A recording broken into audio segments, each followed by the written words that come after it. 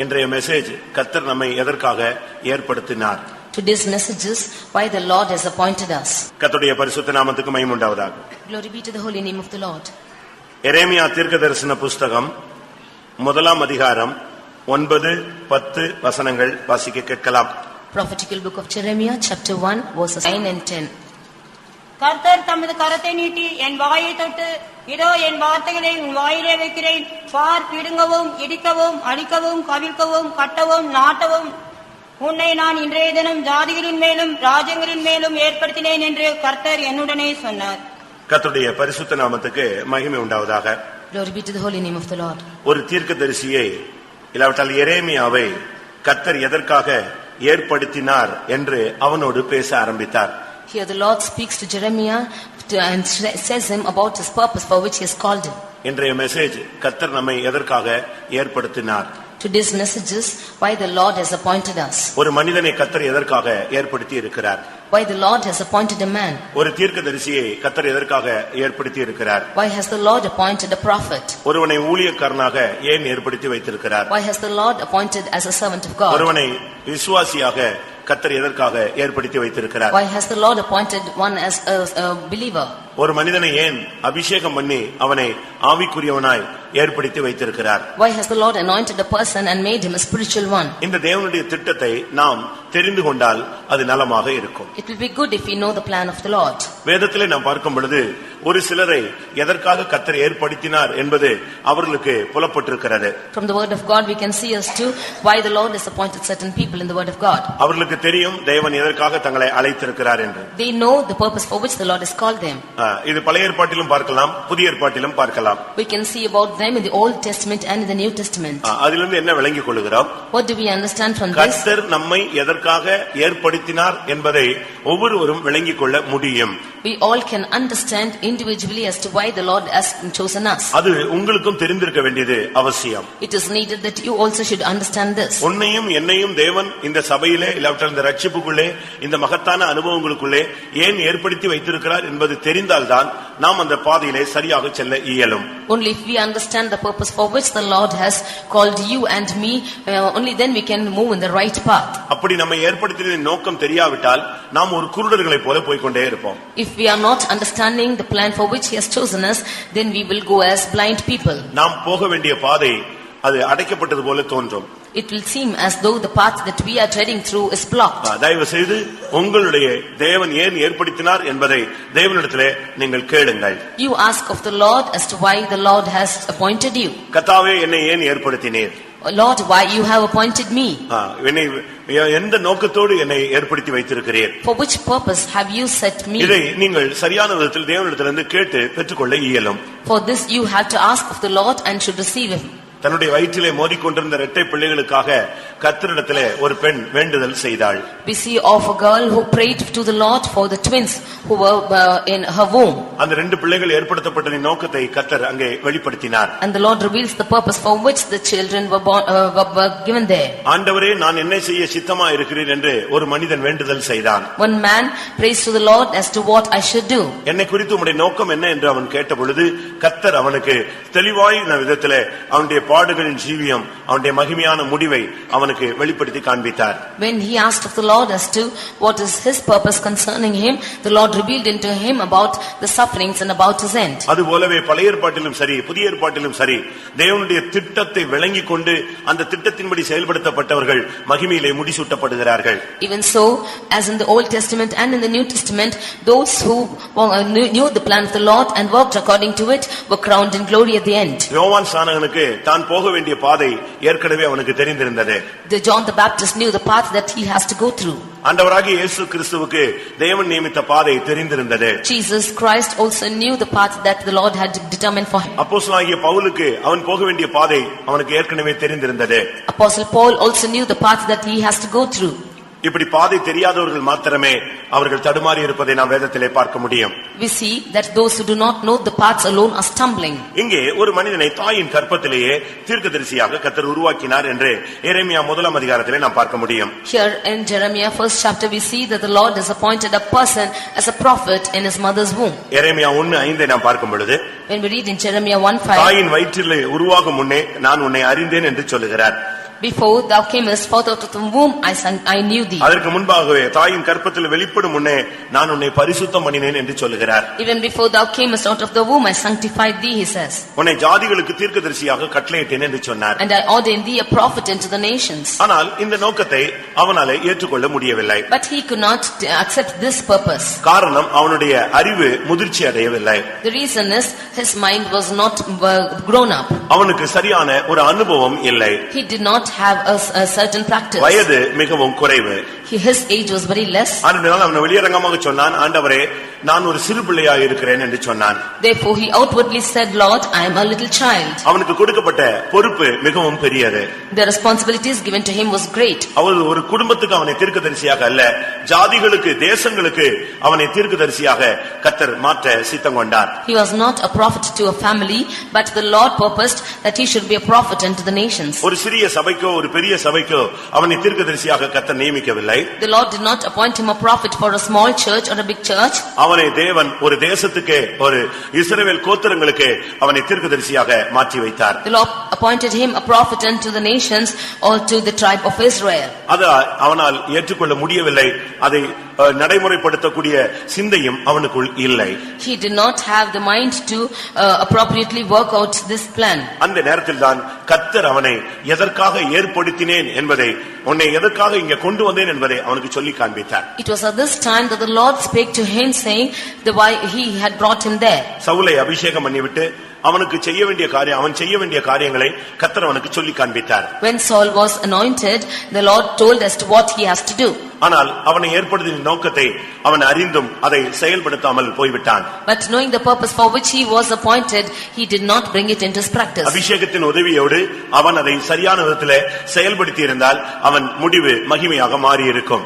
Had he worked out the plan with the help of the Holy Spirit, then his end would have been glorious. ஆனால் அவன் அந்த அபிஷேகத்தை அவன் ராஜ சிங்காசனத்துக்கு மாத்திரமே தக்க வைத்துக் கொள்ளும்படியாக பயன்படுத்தினானே தவிர தேவனுடைய வார்த்தைக்கு செயல்படுத்த அதை அவன் உபயோகப்படுத்தவில்லை. He used the anointing only to take hold of the throne, which is in the worldly manner, but he did not do the exact plan of the Lord. கர்த்தர் சொன்னதை நிறைவேற்ற அந்த அபிஷேகத்தை அவன் செயல்படுத்தவில்லை.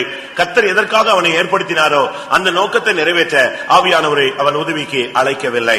He did not use the anointing to fulfill the plan of the Lord and did not call the Spirit of the Lord to fulfill the God's plan. ஆதாமுக்கும் கூட தேவனுடைய திட்டம் வெளிப்படுத்தப்பட்டிருந்தது. Even unto Adam the plan of God was revealed. அவனுக்கு தேவனுடைய கட்டளை கொடுக்கப்பட்டிருந்தது. And the command of the Lord was given to him. அது மிகவும் சுலபமான ஒரு கட்டளை.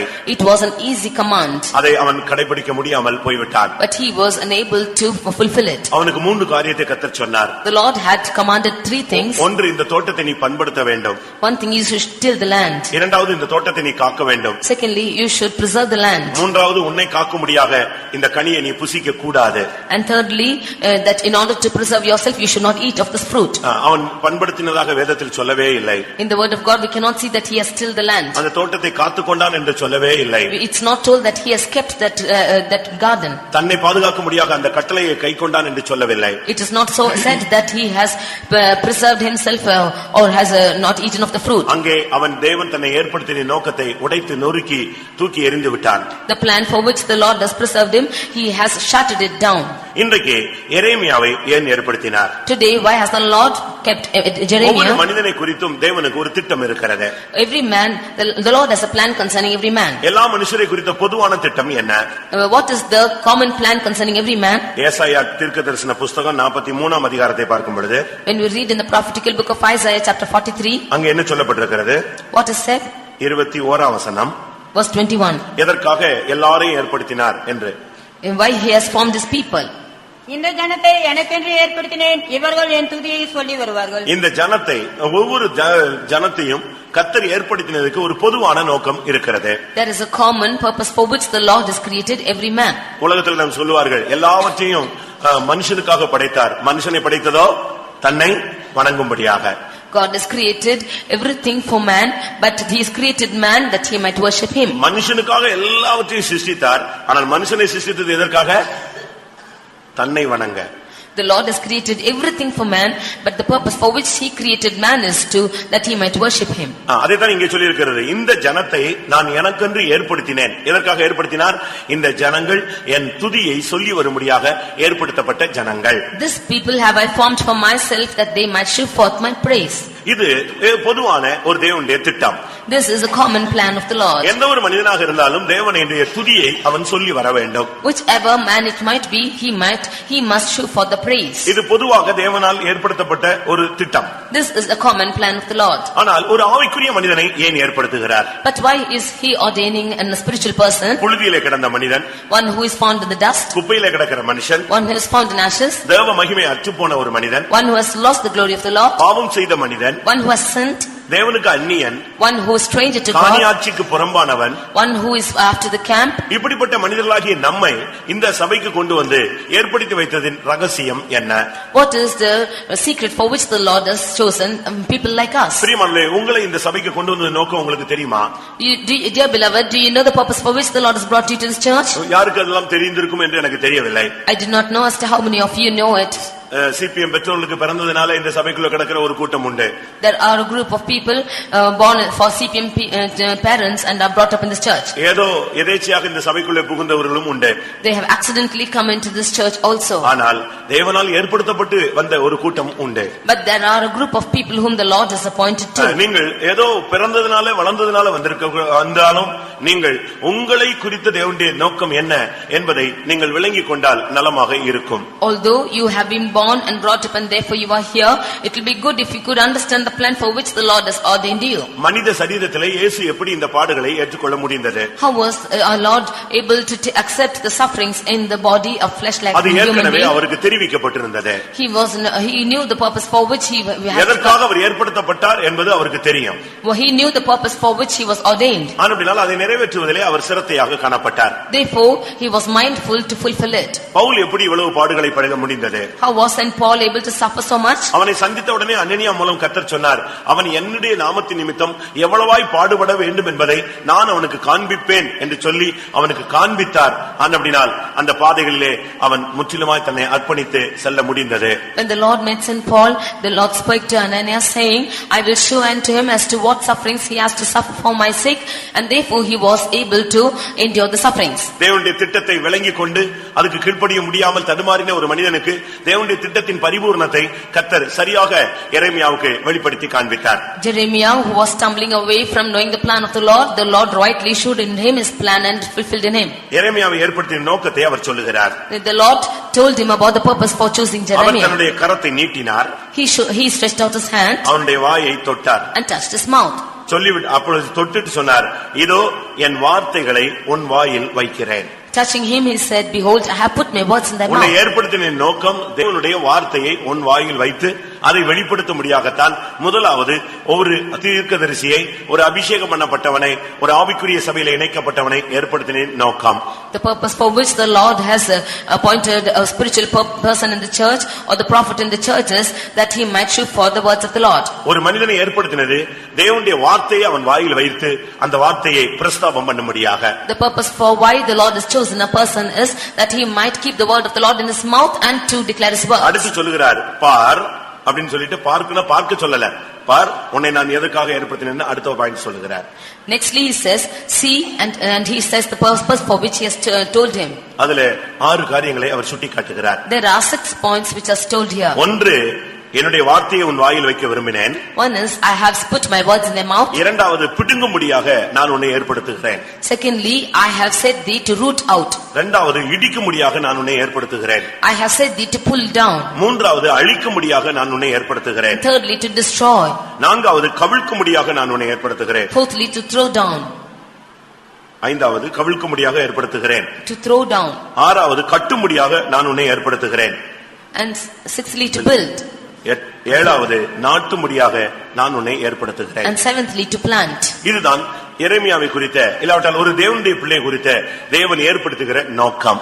This is the purpose for which the Lord is ordaining a person. உன்னுடைய வாயிலே தேவனுடைய வார்த்தையை அருளுவது.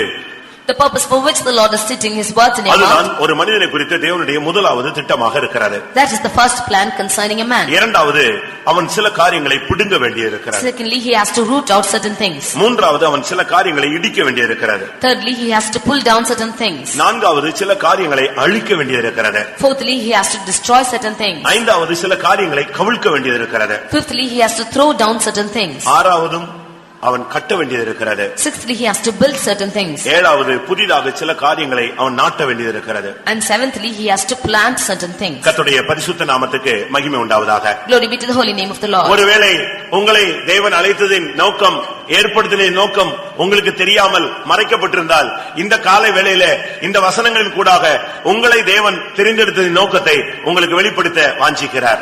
If the purpose of the Lord for which he has chosen you is hidden from you, then through these verses the Lord wants to reveal his plan concerning you. இதிலே சொல்லப்படுகிற வார்த்தைகள் உங்களுடைய வாழ்க்கையோடு ஒத்துப்போகக்கூடிய வார்த்தைகள். These words which are told here is comparable to your life. வேத வசனங்கள் நமக்கு திருஷ்டாந்தங்களாக, நமக்கு மாதிரிகளாக, நமக்கு உற்சாகமூட்டக்கூடியதாக எழுதப்பட்டிருக்கிறது. The word of the Lord is an example to us and they are inspiring that we might live out our lives. முதலாவது தேவனுடைய வார்த்தையை உன் வாயில் வைக்க விரும்புகிறார். Firstly, the Lord wants to keep his word in your mouth. ஒரு தேவனுடைய பிள்ளையினுடைய வாயிலே எப்பொழுதுமே அவர் அவனுடைய வாயை தொட்டார், அப்பொழுது அவனுடைய தேவனுடைய வார்த்தை அவனுக்குள் வந்துவிட்டது. When the Lord touched his mouth, then the word of the Lord came into him. உன்னுடைய வாயிலே தேவனுடைய வார்த்தை இருக்கிறதா? Have you got the word of the Lord in your mouth? ஒரு தேவனுடைய பிள்ளை என்று சொல்லுகிறவன் தேவனுடைய வார்த்தை உள்ளவனாக எப்பொழுதும் காணப்பட வேண்டும். A child of God should always have the word of God in his mouth. உன்னுடைய வாயிலே தேவனுடைய வார்த்தையை அருளுகின்ற நோக்கம் என்ன? What is the purpose for giving the word of God in your mouth? அது உன்னுடைய ஜீவியத்திலே அனுபவமாக இருக்க வேண்டும். மற்றவர்களுக்கு நீ அதையே சொல்லிக் கொண்டே இருக்க வேண்டும். That it might be a practice in your life and to tell it to the others. இன்றைக்கு எத்தனை பேருக்கு கர்த்தருடைய வார்த்தை உங்களுடைய வாயில் இருக்கிறது? Today, how many of you have the word of God in your mouth? தீழ்ப்பானதிலிருந்து விலையேற பெற்றதை நீ பிரித்தெடுத்தால் நீ என்னுடைய வாயை போல் இருப்பாய். If you should separate out good things from the worst things, then you will be like my mouth, says ஒரு the word. தேவனுடைய பிள்ளை தீழ்ப்பானதிலிருந்து விலையேற பெற்றதை பிரித்தெடுக்க வேண்டியாக தேவனால் நியமிக்கப்பட்ட ஒரு நபர். A child of God has been appointed by the Lord to separate precious things from out of worst things. நாம் சில காரியங்களை பிரித்தெடுக்க முடியாக தேவனால் நியமிக்கப்பட்டவர்கள். We have been appointed by the Lord that we might separate out certain things. எரேமியா 15ஆம் அதிகாரம் 19ஆம் வசனத்திலே நீங்கள் இதை பார்க்க முடியும். Jeremiah 15:19 we can see this verse. தீழ்ப்பானதிலிருந்து விலையேற பெற்றதை பிரித்தெடுத்தால் நீயே என்னுடைய வாயாக மாறிவிடுகிறாய். If you should take forth the precious from the wild, then you shall be my mouth. கர்த்தர் நம்முடைய வாயிலே தேவனுடைய வார்த்தையை வைக்க விரும்புகிறார். The Lord wants to keep his word in your mouth. உன்னுடைய வாயிலே தேவனுடைய வார்த்தை இருக்கிறதா? தூஷணமான வார்த்தைகள் இருக்கிறதா? Do you have the word of God in your mouth or abusing words? விசுவாசமான வார்த்தைகள் இருக்கிறதா? அவிசுவாசமான வார்த்தைகள் இருக்கிறதா? Do you have words of faith or without faith you have words? தைரியமான வார்த்தைகள் இருக்கிறதா? அதீரியமான வார்த்தைகள் இருக்கிறதா? Do you have words of courage or discouragement? விளைவிக்கிற வார்த்தைகள் இருக்கிறதா? நிலைநிறுத்துகிற வார்த்தைகள் இருக்கிறதா? Do you have words which would make you to stand aright or to fall? பரிசுத்தமான வார்த்தைகள் இருக்கிறதா? பாவமான வார்த்தைகள் இருக்கிறதா? Do you have words of holiness or unholiness in your life? நான் ஒரு காலத்துல யோசிச்சேன், கர்த்தர் எல்லாவற்றையும் கவனித்து கேட்கிறார், எப்படி நியாயத்தீர்ப்பில் இதெல்லாம் கொண்டு வந்து ரூபகாரப்படுத்துவார் என்றெல்லாம் அப்பொழுது எனக்கு இருந்த அறிவிலே நான் யோசித்தேன். And once upon a time I thought in my mind as to how the Lord will bring everything to light as when he is judging.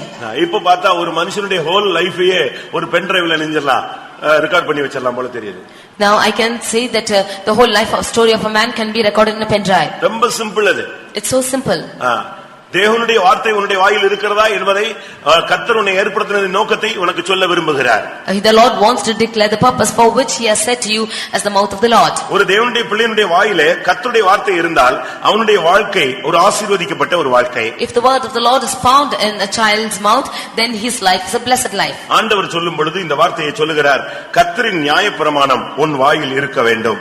When the Lord says, he says that the law of the Lord should be a mouth. யாத்திராகமம் 13ஆம் அதிகாரம் 9ஆம் வசனத்தை நான் பார்க்கும் பொழுது Exodus 13:9 when we see கர்த்தரின் நியாயப்பிரமாணம் உன் வாயில் இருக்கும்படி இதை உன் கையிலே எப்பொழுதும் அடையாளமாக வைத்துக்கொள் என்று சொல்லுகிறார். You shall always keep this as a sign in your hand that the word of the Lord be in your tongue. ஒரு தேவனுடைய மனிதனுடைய வாயிலே எப்பொழுதும் கர்த்தருடைய பிரமாணம் நம்முடைய வாயிலே இருந்து கொண்டே இருக்க வேண்டும். The law of the Lord should always be in our mouth. உன்னுடைய வாயிலே என்ன இருக்கிறது? What is found in your mouth? சாபங்கள் இருக்கிறதா? ஆசீர்வாதம் இருக்கிறதா? Do you have curse or blessing?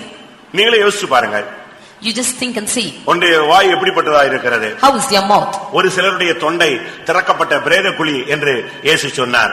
Some of their throat is an open sepulchre, said Jesus. உங்களுடைய வாயிலிருந்து புறப்படுகிற வார்த்தைகள் எப்படிப்பட்ட வார்த்தைகள்? How are the words which proceed from your mouth? உன்னை தேவன் ஏற்படுத்தின நோக்கம் முதலாவது தன்னுடைய வார்த்தையை உன் வாயில் வைக்க விரும்புகிறார். The purpose for which the Lord has chosen you is, firstly he wants to place the word of God in your mouth. ஒரு காலத்திலே ஏசாயா தீர்க்கதரிசியாய் மாறுகிறதுக்கு முன்பாக அசுத்த உதடுள்ள அசுத்த பேச்சுள்ள மனிதனாக இருந்தான் என்று ஏசாயா தீர்க்கதரிசன புத்தகத்திலே வாசிக்கிறோம். Once we see that the prophet Isaiah, before he was touched by the Lord, he was found with filthy tongue. கர்த்தர் அவனை தொட்டார். The Lord touched him. ஏசாயா தீர்க்கதரிசன புத்தகம் 6ஆம் அதிகாரம் 5ஆம் வசனத்திலே நீங்கள் இதை படித்துக் கொள்ளுங்கள். In Isaiah chapter 6 verse 5 we can read this. ஆனால் கர்த்தர் அவனை தொட்ட பின்பு after the Lord had touched him, அவனுடைய நாவிலே கர்த்தருடைய வார்த்தையை வைக்க ஆரம்பித்தார். the Lord kept the word of the Lord in his tongue. அதற்கு பின்பு அவன் தீர்க்கதரிசியாக தேவனுடைய வார்த்தையை பேசக்கூடியவனாக மாறிவிட்டான். After that he became a prophet speaking the word of the Lord. இந்த கூட்டத்தில் கடந்து வந்திருக்கிற அருமையான தேவனுடைய பிள்ளைகளே, உங்களுடைய வாதியிலே எத்தனை பேருடைய வாயில்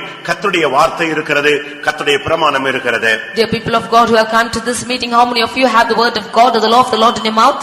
யாத்திராகமம் 13:9 கர்த்தருடைய பிரமாணம் உன் வாயில் இருக்க வேண்டும் என்று சொல்லப்பட்டிருக்கிறது. In Exodus 13:19 we see that the law of the Lord should be in your mouth. யோசுவாவின் புத்தகம் 1ஆம் அதிகாரம் 8ஆம் வசனத்தை பார்க்கும் பொழுது In Joshua 1:8 அங்கேயும் சொல்லி இருக்கிறது, இந்த நியாயப்பிரமாண புத்தகம் உன் வாயை விட்டு பிரியாதிருப்பதாக. We see that the law of the Lord should not depart from your mouth. நியாயப்பிரமாண புத்தகம் கையில தான் இருக்கணும்னு சொல்லுவாங்க. ஆனா நியாயப்பிரமாண புத்தகம் வேதம் சொல்லுது எங்க இருக்கணும்னு சொல்லுது? வாயில இருக்கணும். வார்த்தையில நியாயப்பிரமாணங்கள் சத்திரிய வசனங்கள் தான் வந்து கொண்டே இருக்க வேண்டும். The law of the Lord will be in a book, but the law of the Lord, the word of God says, should be in your mouth. அதனுடைய சரியான அர்த்தம் என்ன? What is the exact meaning of it? உன்னுடைய வாயின் வார்த்தைகள் கர்த்தருக்கு பிரியமாய் மாற வேண்டும். Your words of your mouth should be pleasing to the Lord. விசுவாசத்தின் வார்த்தைகளை பேசுங்கள். You should speak the words of faith. மனைவிட்டையோ புருஷன்டையோ பிள்ளைகள்டையோ மற்றவர்கள்டையோ பேசும் பொழுது வார்த்தைகளை சுருக்கி பேசுங்கள். To your words, wife, children or the others, you shorten your words. தேவையான வார்த்தைகளை பேசுங்கள். You speak only necessary words. மனுஷன் பேசும் ஒவ்வொரு வீணான வார்த்தைக்கும் அவன் கணக்கு ஒப்புவிக்க வேண்டும். For every odd word that man speaks, he has to give account of it. சொற்களின் மிகுதியில் பாவம் இல்லாமல் போகாது. With the more of words, there will not be sin. பிரியமானவர்களே, நன்றாக நீங்கள் வேத வசனங்களை கவனித்து பாருங்கள். உங்களுடைய வாழ்க்கையில் அதை அபியாசப்படுத்தி பாருங்கள். You just practice that in your life also.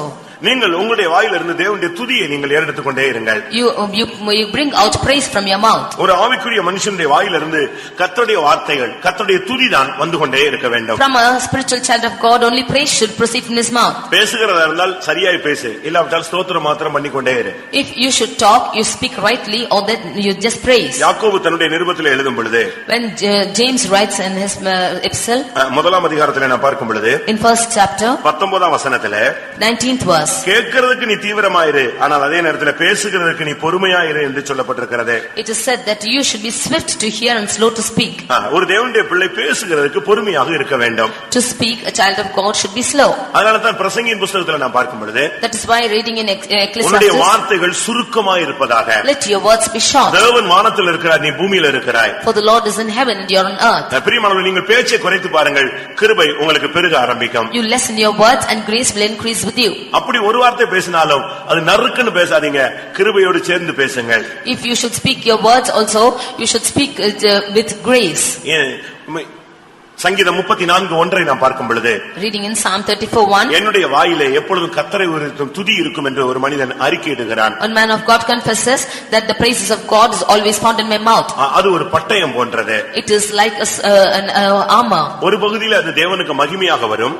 Once it is a glory of the Lord. ஆனால் மற்றொரு பகுதியிலே அது ஒரு பட்டயம். On the other hand it's the sword. நீ தேவனை துதிக்க துதிக்க சத்துருவை அவர் சங்காரம் பண்ணுகிறார். As you keep praising God, you will defeat the enemies. உன்னுடைய துதியிலே தேவன் மகிமைப்படுகிறார், உன்னுடைய துதியிலே சத்துரு சங்கரிக்கப்படுகிறார். The Lord is glorified in your praises and the enemy is destroyed in your praise. ஒரு தேவனுடைய பிள்ளை நீங்கள் இதை சரியான விதத்தில் நீங்கள் விளங்கிக் கொள்ள வேண்டியது அவசியம். The child of God should rightly understand this.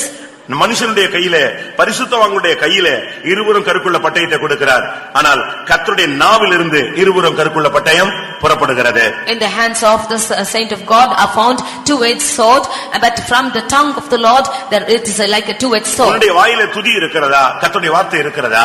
Is the praise of the Lord or the law of the Lord found in your mouth? இது உனக்காக அனுப்பப்படுகிற தூது. This is the message given to you. கெட்ட வார்த்தை பேசும்படியாக, தூஷிக்கும்படியாக, தாறுமாறான வார்த்தைகளை பேசும்படியாக, மணிக்கணக்காக நேரத்தை வார்த்தையிலே செலவழித்து ஜீவியத்தை நஷ்டப்படுத்தும்படியாக உனக்கு தேவன் உன்னை ஏற்படுத்தவில்லை. The Lord has not appointed you that you might speak bad words, abusing words, or speak altogether fable words. கர்த்தர் உன்னை ஏற்படுத்தின நோக்கத்தை உனக்கு சொல்லிக் கொடுத்து கொண்டிருக்கிறார். The Lord is telling you the plan for which he has chosen ஒருவேளை உன்னுடைய ஓட்டம் சீக்கிரமாக முடியலாம். you maybe your race would conclude very soon. ஆனால் அதற்கு முன்பாக உன்னை ஏற்படுத்தின நோக்கத்தை நீ புரிந்து அதை நீ செயல்படுத்தி இருக்க வேண்டும். But before that you should understand the purpose for which the Lord has appointed you and perform it. எதுக்காக இங்க கொண்டு வந்தார்னு உனக்கு தெரியலனா இன்னைக்கு நீ இதை விளங்கிக் கொள்வது நலமாய் இருக்கும். If you do not know the purpose for which the Lord has brought you here, it will be good you understand it. உன்னுடைய நாவிலே கர்த்தருடைய வார்த்தை இருந்து கொண்டே இருக்க வேண்டும். The word of the Lord should be found in your tongue. எப்பொழுதும் நீ தேவனுடைய வார்த்தை உள்ள பிரமாணம் உள்ள மனுஷனாய் இருந்து கொண்டே இருக்க வேண்டும். You should always have the law of the Lord, the word of the Lord in your tongue. கர்த்தருடைய துதி உன் வாயிலே இருந்து கொண்டே இருக்க வேண்டும். The praise of the Lord should be always in your mouth. உன்னுடைய வாயில என்ன இருக்கிறது? What is found in your mouth? ஒரு சிலர் வாயில பாத்தீங்கன்னா ஹேண்ட்ஸ் போடுறானுங்க. Some of them put on hands. Hands தெரியுமா? ஒரு சிலர்லாம் அந்த போதை வஸ்துக்களை வாயில போட்டு வச்சுக்குவாங்க. They put on this hands like this. ஒரு சிலர் பொடி போடுறாங்க. Some of them put on the ஒரு powder. சிலர் இந்த வெத்தலை பாக்கு போடுற கேஸ் இருக்காங்க. Some of them put on beetles. ஒரு சிலர் சாராயம் குடிக்கிற கேஸ் இருக்காங்க. Some of them drink wine. ஒரு சிலர் பீடி சிகரெட் குடிக்கிறவங்க இருக்காங்க. Some of them smoke. உன்னுடைய வாயில என்ன இருக்கு? What is found in your mouth? இப்படிப்பட்ட ஏதாவது இருக்கிறதா? தவறான தேவனுக்கு புறம்பான உன்னுடைய ஆலயத்தை சரீரமாகிய ஆலயத்தை கெடுக்கக்கூடிய ஏதாவது உன் வாயில வைக்கிறாயா? Do you have anything which is defiling your body and is in your mouth? உன்னுடைய நாவுல என்ன இருக்கு? நெருப்பு இருக்கிறதா? Is fire found in your tongue? நீங்க யோசிச்சு பாருங்க. Just think and see. உன்னுடைய வாயில இருக்க வேண்டியது ஒன்றே ஒன்று, தேவனுடைய வார்த்தை, தேவனுடைய துதி, தேவனை மகிமைப்படுத்துகிற அனுபவங்கள் மாத்திரமே உன்னுடைய வாயில இருக்க வேண்டும். The word of the Lord, the praise alone should be found in your tongue. நீங்க யோசிச்சு பாருங்க. You think and see. ஒரு பழைய விசுவாசியுடைய மகன், இன்னும் சொல்ல போனால் தூத்துக்குடியில சிபிஎம் தொடங்கும் பொழுது முக்கியமாக இருந்த ஒரு விசுவாசியுடைய மகனை நான் விசுவாசியா இருக்கும்போது ரோட்டிலே சந்தித்தேன். I met a son of a old believer of this church and of in Tuticorin when I was a believer. நான் அப்ப ரொம்ப சின்ன பையன். I was a very small boy. மிஞ்சி போயிட்டா எனக்கு அப்போது ஒரு 18 வயது இருக்கும். It would be 18 years at the time. நல்ல அபிஷேகத்தில் இருந்த ஒரு காலம். I was in full anointing the time. அப்பொழுது ஊழியர்கள் கூடயே நான் இருப்பேன். I was with the workers the time. அவங்க வீடுகளுக்கு எல்லாம் விசிட்டிங் போவோம். We used to go to their houses to visit. அவர் ஒரு முக்கியமான விசுவாசியினுடைய ஒரு பையன். He is the son of an important believer. ஆனா கோயிலுக்கு சும்மா பேரளவுல வந்துட்டு போவாங்க. But for namesake he used to come to the church. ஊழியக்காரங்க அவங்க வீடெல்லாம் விசிட் பண்ணுவாங்க. And the workers will visit their house. ஒரு நாள் நான் அவரை ரோட்ல சந்தித்தேன். One day I met him on the road. சந்தித்தேன்னா பேசுறதுக்கு சந்திக்கல. ரெண்டு பேரும் ரோட்ல கிராஸ் பண்றோம். We were crossing and accidentally met. அவர் கையில சிகரெட் இருக்கு.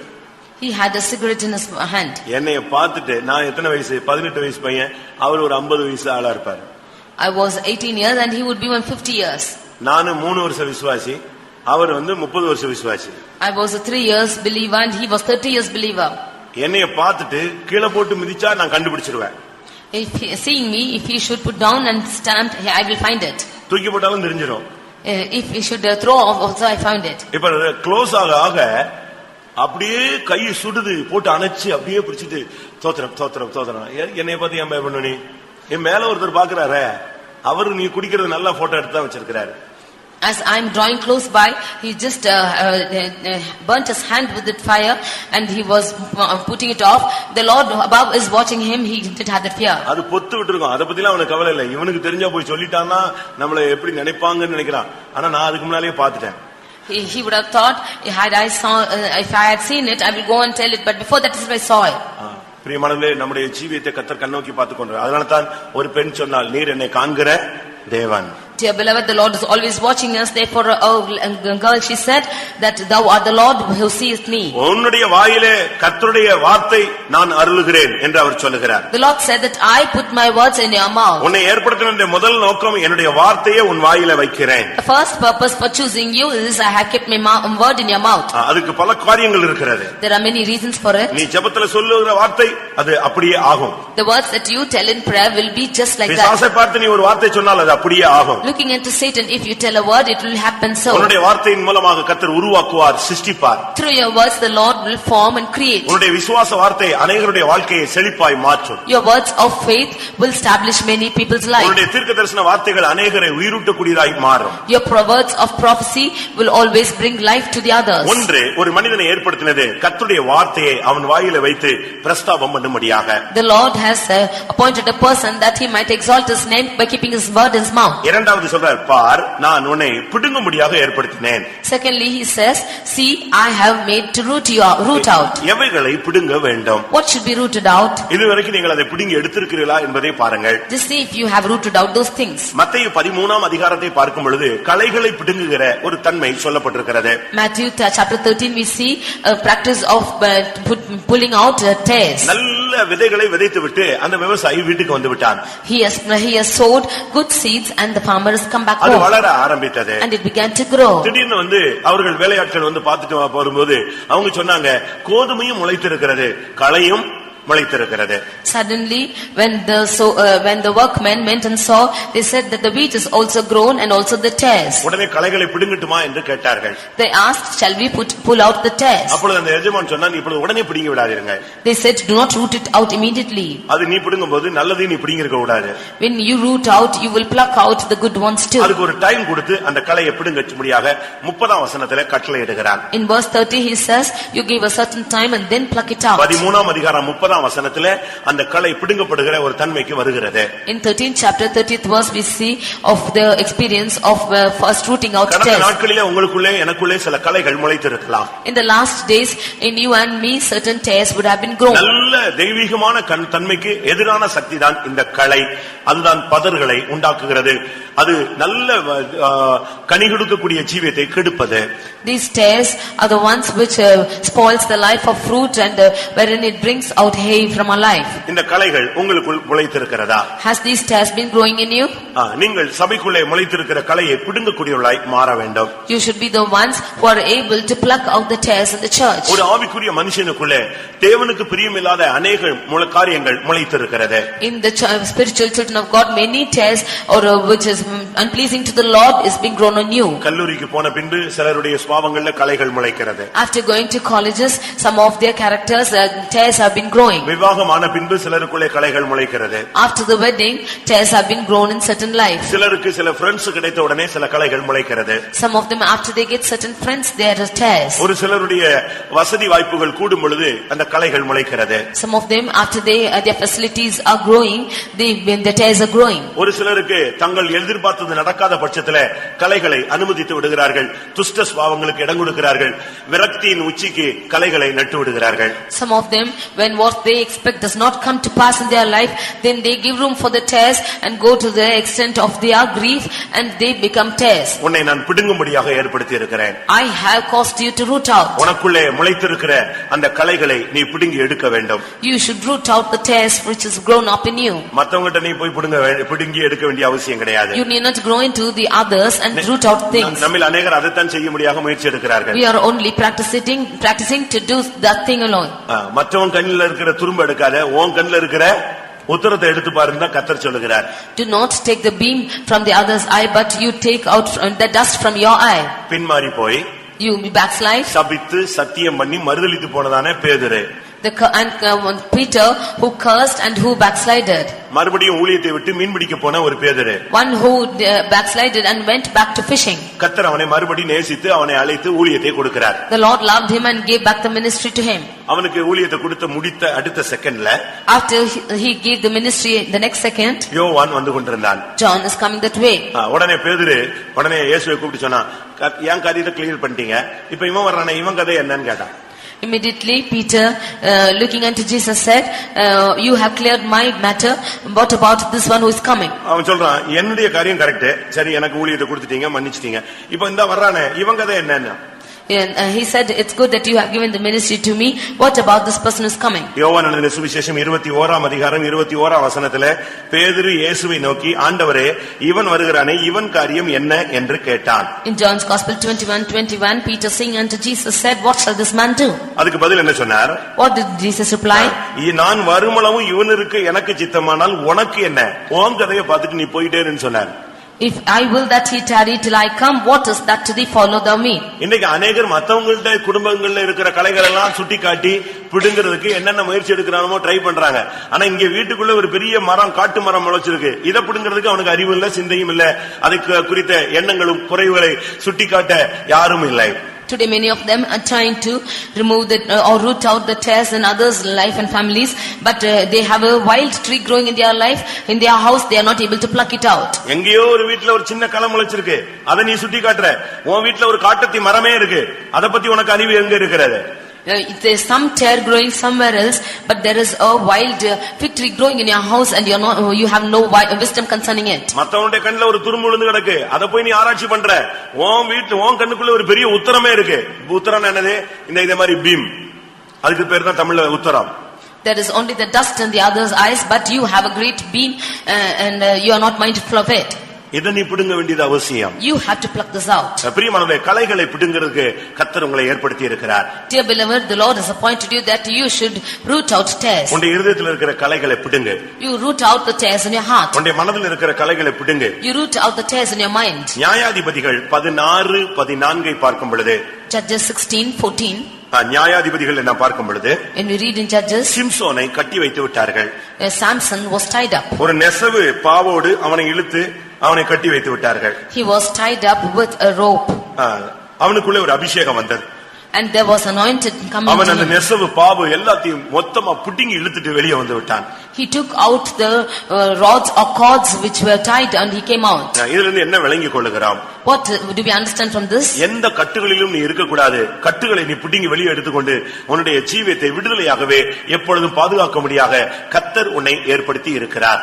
The Lord has appointed you that you should not be in any cords, and you should be freed, and you should come out. அவசியமில்லாத கட்டுகளில் போய் சிக்கிக் கொள்ளாதிருங்கள். Do not go and get caught into any bonds. சிம்சோனுக்கு ஒரு அசட்டு தன்மை இருந்தது. Samson has a life of relaxation. அவனுக்குள்ளேயே ஒரு பெரிய தைரியம் இருந்தது. He had a great courage within him. நமக்கு விழுகையே வராது. We will not fall. நம்ம ஒண்ணும் பண்ண முடியாது. Nobody can do anything to me. அவன் சொன்னா என்னை கட்டி பாருன்னு சொன்னா கட்டினா புடிங்க எடுத்துட்டு வெளியே வந்துட்டான். He had been bound, but he removed all the bonds and he came out. ஆனா இதே பிராக்டிஸ்ல ரொம்ப கேர்லெஸ்ஸா இருந்து கடைசியாக தன்னுடைய மேன்மையை இழந்து போனான். He was very careless with the same practice, and he lost his greatness. நீங்களே போய் விழுந்தாலும் சரி, சத்துருவே உன்னை கட்டினாலும் சரி, கட்டுகளை பிடுங்கும்படியாக நீ அழைக்கப்பட்டிருக்கிறாய்.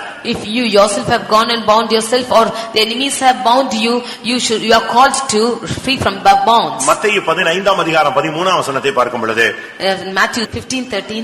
15:13 நாம் பார்க்கும் பொழுது, Matthew 15:13 when we read, அங்க என்ன சொல்லப்பட்டிருக்கிறது? what is told here? பிதாவினால் நடாத நாற்று வேரோடு பிடுங்கப்பட வேண்டும்.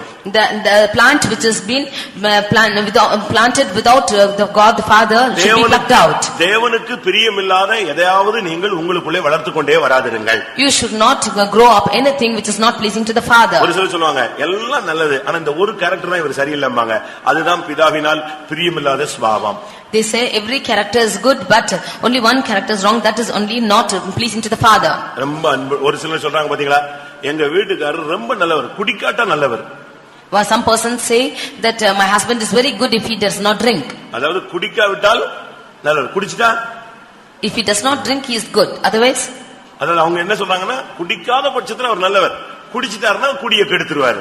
If he does not drink he is good, if he drinks then he will spoil the life.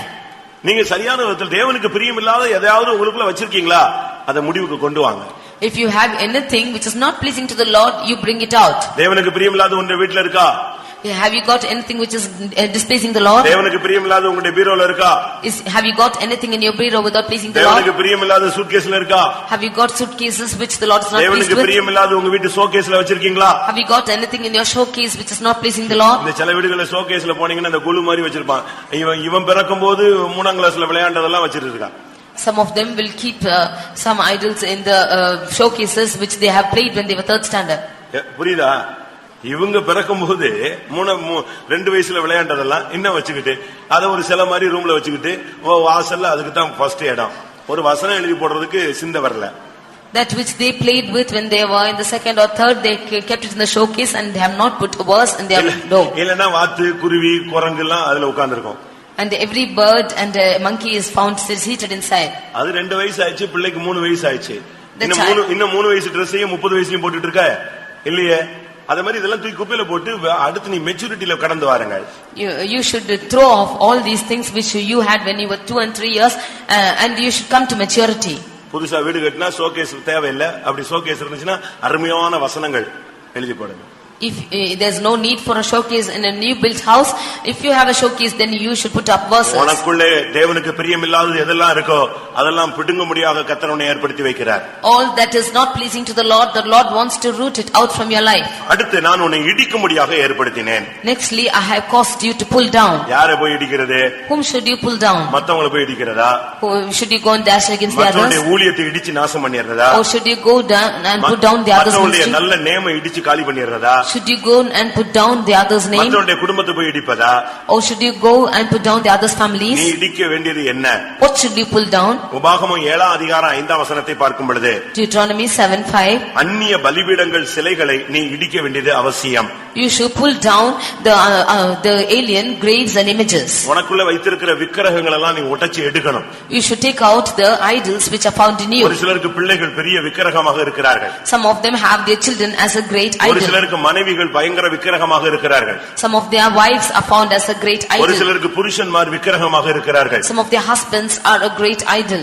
நீங்கள் விக்கிரகங்களை வைக்கவே கூடாது. You should not have images. விக்கிரகங்களை யாரையுமே நீங்க விக்கிரகமா மாற்றாதீங்க. Do not consider anybody else as image. எந்த ஒரு நபரையும் நீங்க விக்கிரகமாக மாற்ற கூடாது. Do not change anybody as idols in your life. உங்க அப்பா இறந்து போயிட்டாருன்னா ரைட், அதுக்காக பூஜை பண்ணிட்டு இருக்க வேண்டிய அவசியம் கிடையாது. If your father expires, then you should just leave it with it. We should not conduct pujas for it. நான் ஒரு விசுவாசியினுடைய வீட்டுக்கு போனேன். I went to the house of a believer. அவங்களுக்கு 2 பெண் பிள்ளைகள். They had 2 female children. அங்க ஒரு சின்ன போட்டோ இருந்தது. And there was a small photo. அதுக்கு ஒரு அணையா விளக்கு போட்டு வச்சிருக்கான். They had put a mark on it. அது விட்டு விட்டு எரிஞ்சிட்டே இருக்கும், பாத்திருப்பீங்களே. And the lights keep on burning on it. அதுல ஒரு சின்ன குழந்தை. And that a small baby. நான் சொன்னேன், இது என்ன புதுசா இருக்கு விசுவாசி வீட்லங்க. I asked as to what is new in this believer's house. எங்களுக்கு 2 பொம்பளை பிள்ளைகள் மட்டும் நினைச்சிராதீங்க, எனக்கு ஒரு பையன் பிறந்து இறந்துட்டான். She said, we had not only 2 children, but my boy was born and died. பையன் பிறந்து இறந்துட்டான், ஆனா உனக்குள்ள என்ன அவன் சாகல. The boy has born and died, but he's not dead in you. அவனுக்கு ஒரு லைட்ட போட்டு செஞ்சிட்டு இருக்க, மரியாதை செலுத்திட்டு இருக்க. You have put a light on him and you are பெரியவர்களை மதிக்க கூடாது என்று சொல்லவில்லை, விக்கிரகமாக மாற்றி உன்னுடைய வாழ்க்கையை நஷ்டப்படுத்தாதே என்று சொல்லுகிறேன். Not to say that you should not give respect, but you should not turn it as an image and turn to idol. உனக்குள்ளே உருவாக்கப்பட்டிருக்கிற அந்நிய பலிபீடங்கள் இடிக்கப்பட வேண்டும். The alien groves which are formed in you, you should cut it off. நீங்கள் இடிக்க வேண்டியது நீங்கள் இடிக்காத பட்சத்தில் தேவன் இடிக்கும் பொழுது உங்களுக்கு ரொம்ப கஷ்டமாக இருக்கும். If you do not cut down the things which you had to cut down, when God should do it, it will be very difficult. ஒரு முள்ளு குத்தி உள்ள வந்து உட்கார்ந்துச்சுன்னு வெச்சுக்கோங்களேன். If a thorn should prick you and it's staying inside, இவங்களும் எடுக்க மாட்டாங்க, எடுக்கறவனே நீ எடுக்க வேண்டாம் நான் எடுக்கறேமா, ஆனா இவன் எடுக்க மாட்டான். He will not take it out either, ask the others to pull it out. நானே எடுக்கறேன்பானே தவிர அடுத்த ஆள் எடுத்தா என்ன செய்யும்? வலிக்கும். இவன் எடுத்தா வலிக்காதா? ரெண்டுமே வலிக்கும். ஆனாலும் இவனுக்கு அந்த வலியை பேர் பண்ண முடியாம அப்படியே வச்சு அது செப்டிக் ஆயிட்டே இருக்கும். If the thorn which was pricked, he is not taking out either, he allows the other person to take out and finally it becomes septic. இது ஒரு டைம் நீ இடிக்க வேண்டிய காரியங்களை நீ இடிச்சிரணும். This is a time for you to cut down things which you have to cut off. இடிக்க வேண்டியதை நீ இடிக்காத பட்சத்துல அது உன்னுடைய ஜீவியத்தை ஒரு நாள் இடிச்சிரும். If you do not cut down that which you have to cut off, then it will cut your life. ஒரே நைட்ல அந்த கிடியோன் இடிக்க வேண்டியது அவ்வளத்தையும் போய் இடிச்சிட்டு வந்துட்டான். In one night itself Gideon went and cut down everything which he has to cut off. இரண்டாம் ராஜாக்கள் 23ஆம் அதிகாரத்திலே 11 இருந்து 15 வரைக்கும் பார்க்கும் பொழுது ஒரு ராஜா எல்லாவற்றையும் இடிச்சுக்கிட்டே வந்து கடைசியில நாசமலை என்ற ஒரு மலைக்கு வந்து அங்கே இருக்கிறதையும் இடித்து போட்டு விட்டான். 2 Kings 23:11 to 15 we see that a king came and he cut down everything which he had to cut off and came to the mount of Manasseh and cut there also. அந்த மலைக்கு பேர் என்ன தெரியுமா? What is the name of that mount? அந்த மலைக்கு பேரு நாசமலை. That mount is called இப்படி ஒரு மலை இருந்தது. 2 ராஜாக்கள் Mount of Corruption. இப்படிப்பட்ட மலை இருக்கா? Is this mount found there? சீயோன் மலை தான் உனக்குள்ள இருக்கணும், இல்லாட்ட எருசலேம் தான் இருக்கணும். There should be the Mount of Zion or Jerusalem only. இங்க இருக்கிற மலை வேற மலையால இருக்கு. This mount is different. இரண்டாம் ராஜாக்கள் 23:13. In 2 Kings 23:13. எருசலேமுக்கு எதிரே இருக்கிற நாசமலையின் வலதுபுறத்தில் இஸ்ரவேலின் ராஜாவாகிய சாலமோன் சீதோனியரின் அருவருப்பாகிய அஸ்ரோத்திற்கும் மோவாபியரின் அருவருப்பாகிய காமோசுக்கும் அம்மோன் புத்திரரின் அருவருப்பாகிய மில்கோமுக்கும் கட்டியிருந்த மேடைகளையும் ராஜா தீட்டாக்கி சிலைகளை உடைத்து விக்கிரக தோப்புகளை நிர்மூலமாக்கி அவைகளின் ஸ்தலத்தை மனுஷரின் எலும்புகளால் நிரப்பினார். எல்லாத்தையும் உடைச்சு தூக்கி இடிச்சு தள்ளி போட்டான். He break down everything into pieces. எருசலேமுக்கு எதிரே என்ன இருக்கு? What is found opposite to Jerusalem? எருசலேமுக்கு எதிரே என்ன இருந்துச்சு? What is before Jerusalem? நாசமலைன்னு ஒரு இடம் இருந்துச்சு. There's a mount of corruption. அதுல ஞானி ஒரு பெரிய கோயில் கட்டி வச்சிருந்தான். In that the wise person had built a big temple. பேசுறதெல்லாம் பெரிய ஞானம் பேசுவான். பிரசங்கியின் புத்தகம் எழுத சொன்னா எழுதுவான், நீதிமொழி எழுத சொன்னா எழுதுவான். ஆனா பண்றதெல்லாம் இன்னொரு அந்நிய தெய்வத்துக்கு கோயில் கட்டி வச்சிட்டு இருக்கிறது. He will speak great wisdom and write proverbs and ecclesiastes, but he built a great temple for an alien god. அப்படிதானே? பேசுனதெல்லாம் பயங்கரமான ஞானமான வார்த்தைகள். What he spoke was everything full of wisdom. ஆனா செஞ்சதெல்லாம் அஸ்தோத்துக்கு கோயில் கட்டி வச்சது. But all what he did was builded a temple for Ashtoreth. ஆனா இந்த ராஜா வந்த பொழுது அனைத்தையும் உடைச்சு நொறுக்கி தூக்கி எடுத்துட்டான். But when this king came, he break down everything in pieces. இடிக்க வேண்டிய காரியங்களை கர்த்தர் உணர்த்திட்டார்னா நீ அன்னைக்கே இடிச்சிரணும். If the Lord commands you to break down certain thing, then you have to cut it off the same day. கர்த்தர் சொல்லிட்டார்னா அதனுடைய பின்விளைவை நீ சிந்திக்கவே கூடாது. ஏன்னா கர்த்தர் சொல்லும் பொழுது பின்விளைவுகள் எல்லாம் தெரியும் அவருக்கு. அதெல்லாம் தெரிஞ்சுதான் அவர் சொல்றார். If the Lord says certain thing, then he knows the after effects, and knowing it, he is telling it to you. சில கவர்மெண்ட்ல பாருங்க, சில பில்டிங் இடிக்கிறாங்க, பயங்கரமா இடிக்கிறாங்க. Some governments are just breaking down great buildings too. சட்டப்படி கட்டலன்னு சொல்லிட்டு அதுக்கு notice கொடுக்கறான். அதுக்கும் அவன் இடிக்கலன்னா இவனே வந்து ஃபுல்லா உடைச்சு இடிச்சு காலி பண்ணிட்டு போயிடுறான். They say it's the commanding according to the law, and even after the notice is given, if they are not taking any action, they come and break it down. உனக்குள்ளே தேவனுடைய பர்வதம் இருக்கணுமே தவிர நாச பர்வதம் உனக்குள்ளே இருக்க கூடாது. You should have the mount of God in your life and not the mount of corruption. இன்னைக்கு கர்த்தருடைய வார்த்தை உன்னுடைய வாயில வைத்து உன்னை பிடுங்கும்படியாக அதிகாரம் கொடுக்கிறார். உனக்கு அந்தகார வல்லமையை இடிக்க உனக்கு அதிகாரம் கொடுக்கிறார். The Lord is keeping the word of the Lord in your mouth, and he is making you to root out and to pull down. அடுத்து நான் உன்னை அழிக்கும்படியாக ஏற்படுத்தினேன். Nextly, he is causing you to destroy. ரெண்டு காரியங்களை ஒரு தேவனுடைய பிள்ளை அழித்து விட வேண்டியது அவசியம். Two things a child of God should destroy. ரோமருக்கு எழுதின நிருபம் 8ஆம் அதிகாரம் 13ஆம் வசனத்தை பார்க்கும் பொழுது Romans 8 chapter verse 13, when we read, ஆவியினாலே சரீரத்தின் செய்கைகளை அழிப்பது. By spirit you should destroy the works of flesh. அபிஷேகம் கொடுக்கப்பட்டதின் நோக்கமே சரீரத்தின் செய்கைகளை அழிக்க முடியாக தேவனால் நமக்கு கொடுக்கப்பட்ட அனுபவம். The purpose for which the Lord has given us the anointing is that we should destroy the works of flesh. ஒரு தேவனுடைய பிள்ளை சரீரத்தை செய்கைகளை அழிக்க வேண்டும். A child of God should destroy the works of flesh. ஆவியினால் சரீரத்தின் செய்கைகளை நீ அழித்தால் தான் உனக்கு பிழைப்பு ஜீவன் உண்டாகும், நித்திய ஜீவன் உனக்கு கிடைக்கும். If you should destroy the deeds of the body through the spirit, then you shall receive life. உங்களில் எத்தனை பேர் பரிசுத்த ஆவி பெற்று ஆவியின் சரீரத்தினுடைய கிரியைகளை அழித்து வருகிறீர்கள்? How many of you have received the spirit of God and have destroyed the deeds of the body? அபிஷேகம் இறங்கும் பொழுது இந்த சரீரத்தில் இருக்கிற மாம்சீக எண்ணங்கள், மாம்சீக செயல்கள் இது எல்லாமே அழிக்கப்படுகிறது. When as the anointing descends on you, then the carnal mind and the fleshly thoughts will depart from you. அதுதான் நல்ல ஆவியில் நிரம்புங்கன்னு சொல்லுகிறான். That is why we are asking you to get filled in the spirit. இந்த சரீரத்தை நீ ஒடுக்கணும். You should we should bring down your body. இந்த சரீரத்தை நீ கீழ்ப்படுத்தணும். You should subject your body. நீ அதுக்கு கீழ்ப்படிய கூடாது. You should not be subjected to it. நீ உனக்கு அது கீழ்ப்படிய வேண்டும். It should obey to you alone. அது எந்திச்சு போ, ஒரு மணி நேரம் ஆச்சு, அப்படியே ஒரு ரவுண்ட் போயிட்டு வாயேன்னு சொல்லும். நீ உன்னை கட்டுப்படுத்தி உட்காரணும். It will ask you to go around because you have been seated for an hour. You should control yourself and sit down. உடனே தண்ணியை குடின்னு சொல்லும். It will ask you to drink water. இரு கொஞ்சம் பொறுத்து குடிக்கிறேன்னு சொல்லணும். You should say, you wait and I will drink later. போன வாரம் ஒரு பாஸ்டர் சொன்னாரு. Last week a pastor said, சாப்பாடு வந்துருச்சு, சாப்பிடணும்னு மோட்டிவ் வந்துருச்சுன்னா நீ போய் சாப்பிட கூடாது. The food has come. அந்த எண்ணத்தை என்ன செய்யணும்? கண்ட்ரோல் பண்ணணும். The food has come to you, but if you have the mind to eat, you should control that mind and not eat them. இது நம்ம ஆளுங்களுக்கு கஷ்டம். ஏன்னா இவன் லேட்டாக கிச்சனுக்கே போயிடுறான். This is very difficult to us because as he is getting late, he will go to the kitchen. இனி உட்கார்ந்து ஸ்தோத்திர பாட்டு பாடி, அடுத்த ஒரு பாட்டு பாடி, ஜெபம் பண்ணி சாப்பிடுறதுக்கு இப்ப பஃபே சிஸ்டம்ல சாப்பிட்டு ஓடிட்டு ரெடி பண்றான். You sitting down and praising God with songs and then eating, is running to in buffet system. நமக்கு இப்போ வந்து சில காரியங்களை செயல்படுத்த முடியும். சரீரத்தின் செய்கைகளை கட்டுப்படுத்த முடியல, அழிக்க முடியல. We are not able to control the deeds of the body by ourselves. அது குழந்தைகளாக இருக்கும்போது பிள்ளைகளுக்கு கட்டுப்பாடு இருக்காது. When you were children, the children will not have the control. வளர்ந்த பிறகு உன்னுடைய சரீரத்தை நீ ஒடுக்கணும், சரீரத்தின் கிரியைகளை நீ அழிக்க வேண்டும். You should, when you are grown up, you should control and subject your body, and you should bring it to your control. முதலாம் யோவான் 3 அதிகாரம் 8 வசனத்தை பார்க்கும் பொழுது 1 John 3:8 when we read, பிசாசின் கிரியைகளை அழிப்பது, to destroy the works of the devil. ஒன்று நம்முடைய சரீரத்தில் போராடுகிற செய்கைகளை அழிப்பது, இரண்டாவது நம்முடைய சரீரத்துக்கு புறமே இருந்து போராடுகிற பிசாசின் கிரியைகளை அழிப்பது. Firstly, destroying the works of the flesh deeds which is in our body, and secondly, destroying the works of the devil. உன்னை அழிக்க ஏற்படுத்தினார் என்று சொன்னால் நீ பிசாசின் கிரியைகளை அழிக்க முடியாத அபிஷேகம் பண்ணப்பட்ட நபர். If the Lord has said that he has caused you to destroy, then you are the one who were caused to destroy the works of devil. தன் சரீரத்தை ஜெயித்தவன் பரிசுத்தவான். He who has overcome his body is a holy person. பிசாசின் கிரியைகளை அழித்தவனும் பரிசுத்தவான். He who has destroyed the works of the devil is a holy one. ரெண்டு கிரியை, ஒன்று சரீரத்தில் உள்ள கிரியை, மற்றொன்று பிசாசின் கிரியை. Two works are to destroy the deeds of the body and the works of devil. இந்த ரெண்டு காரியங்களையும் நீங்கள் அழிக்கும்படியாக நியமிக்கப்பட்டிருக்கிறீர்கள். You have been appointed that you might destroy these two things. அழித்தல் என்பது சுத்தமாக இல்லாமலே மாற்றுகிறது. Destroying means bringing to not everything.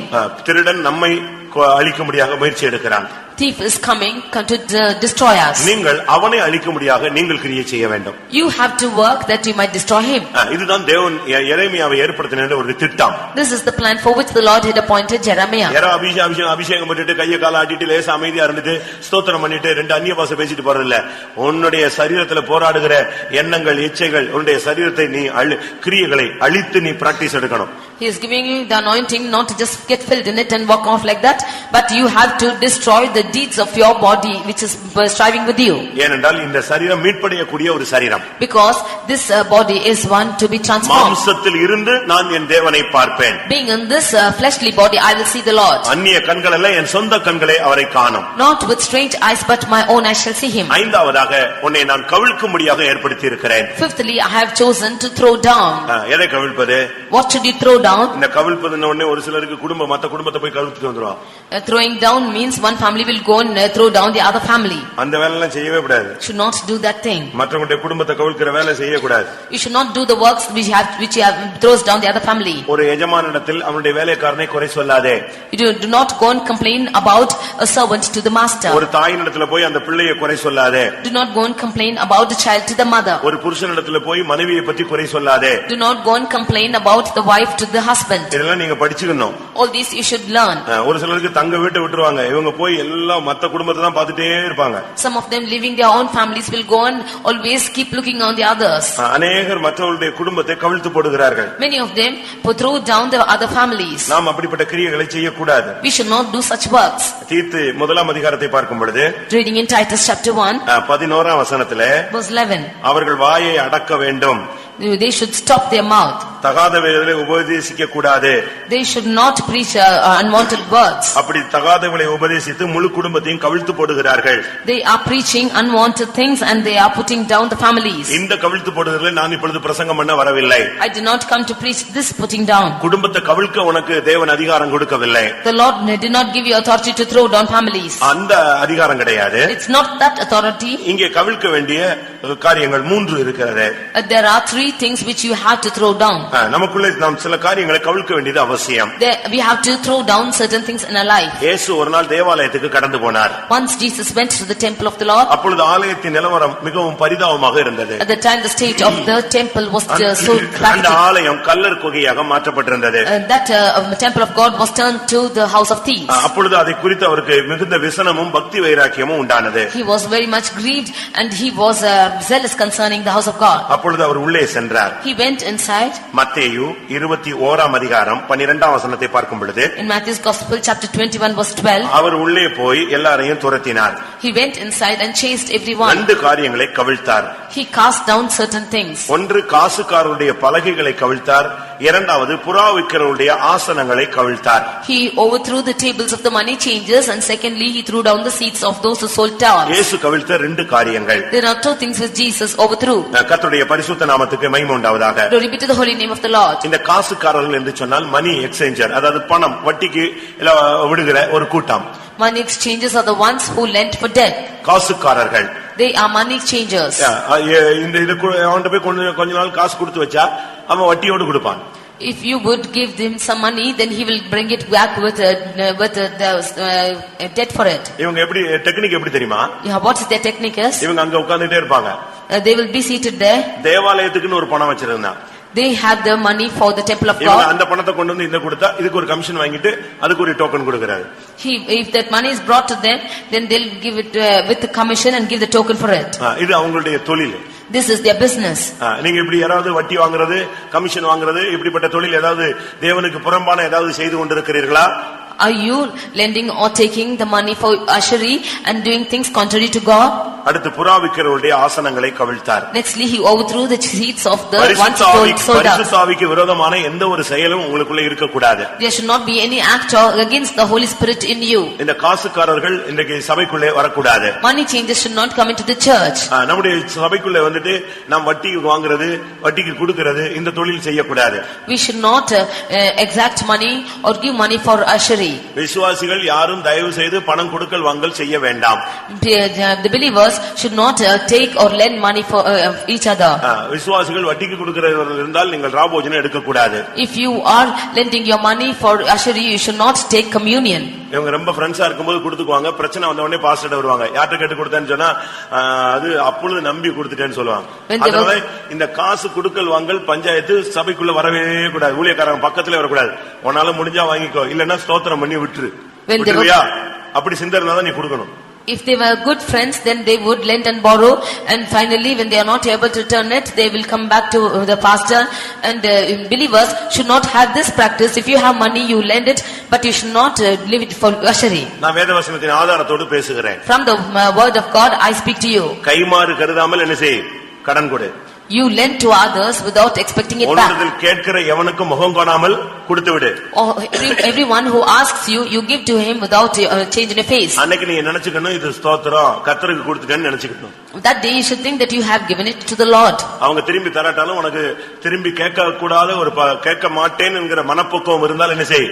கொடு. If you have the mind that you will not ask in return, only then you give that money. இது கொடுத்துறது.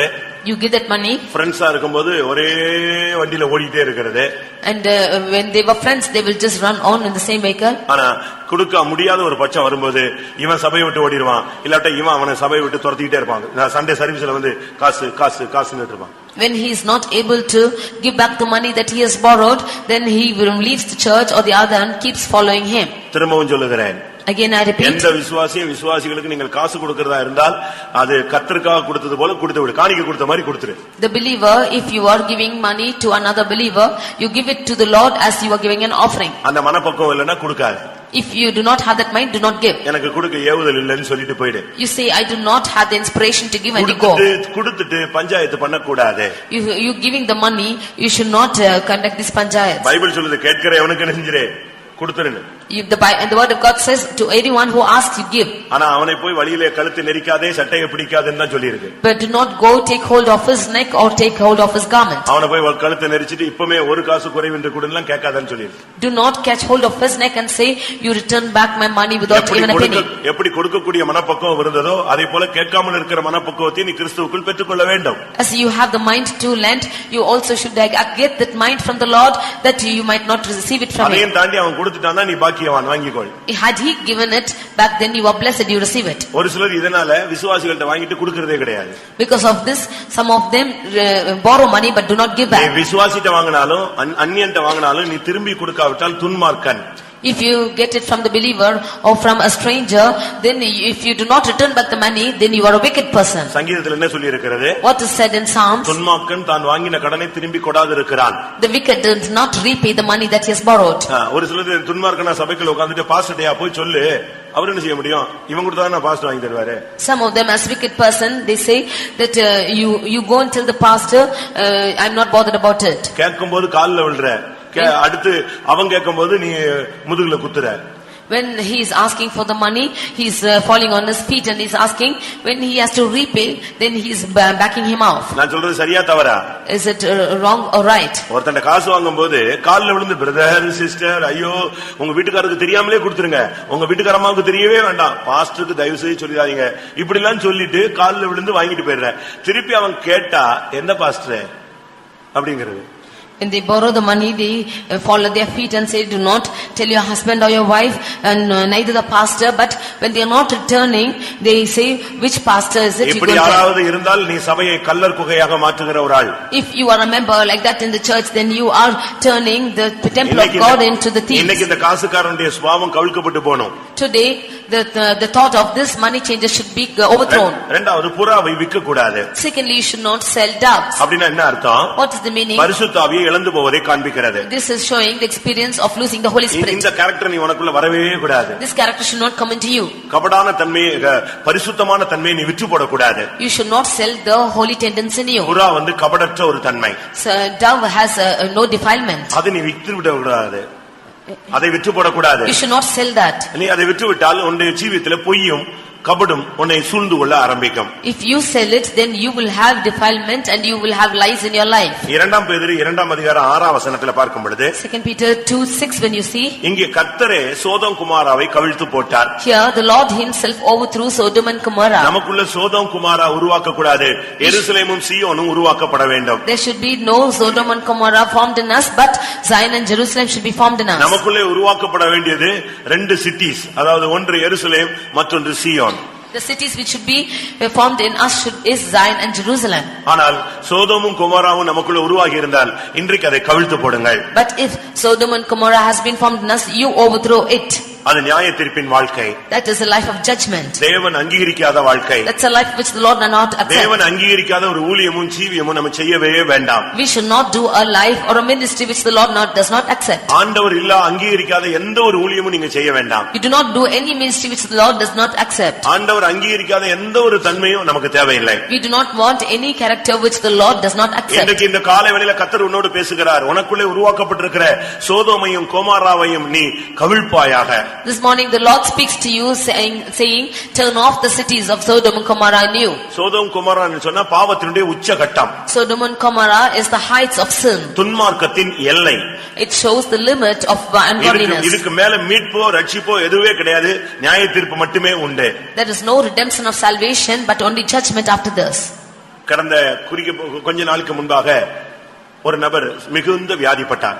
In the near days one person was terribly sick. அவன் கொஞ்ச நாள் நல்லா தான் இருந்தான். He was well for some days. திடீர்னு அவனுக்கு விவாகம்னு சொன்னாங்க. Suddenly they said it was wedding for him. அவன் நல்ல என் கூடலாம் ரொம்ப க்ளோஸா வந்துகிட்டே இருந்தான். He was drawing close to me. திடீர்னு பார்த்தா அவனுக்கு விவாகம்னு சொன்னாங்க. Suddenly they said it was wedding for him. யாருன்னு கேட்டேன். I said for whom? இன்னொருத்தன் இருந்து ஒரு அவன் மனைவியை புடிங்க கொண்டு வந்து இவன் கல்யாணம் கட்டறான். He is bringing another person's wife and getting married to her. எப்படி இருக்கும்? See how it is. நான் சொன்னேன், நீ என்ன பைபிள் படிச்சீங்க? என்ன உனக்கு அறிவு இருக்கு? தெளிவான அறிவு? What is the word of God you knew or what mind you have got? அதோட அவன் backslided.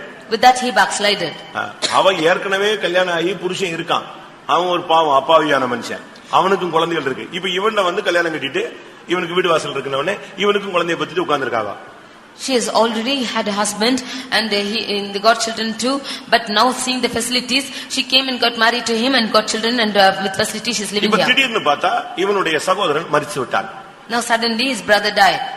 இவனுடைய பிரதர் His brother died. இப்ப கொஞ்ச நாள் கழிச்சு இவன் சிக் ஆயிட்டான். And after some days he became sick. சிக்னா இப்ப இல்ல செத்துட்டான். நான் சொல்றேன்.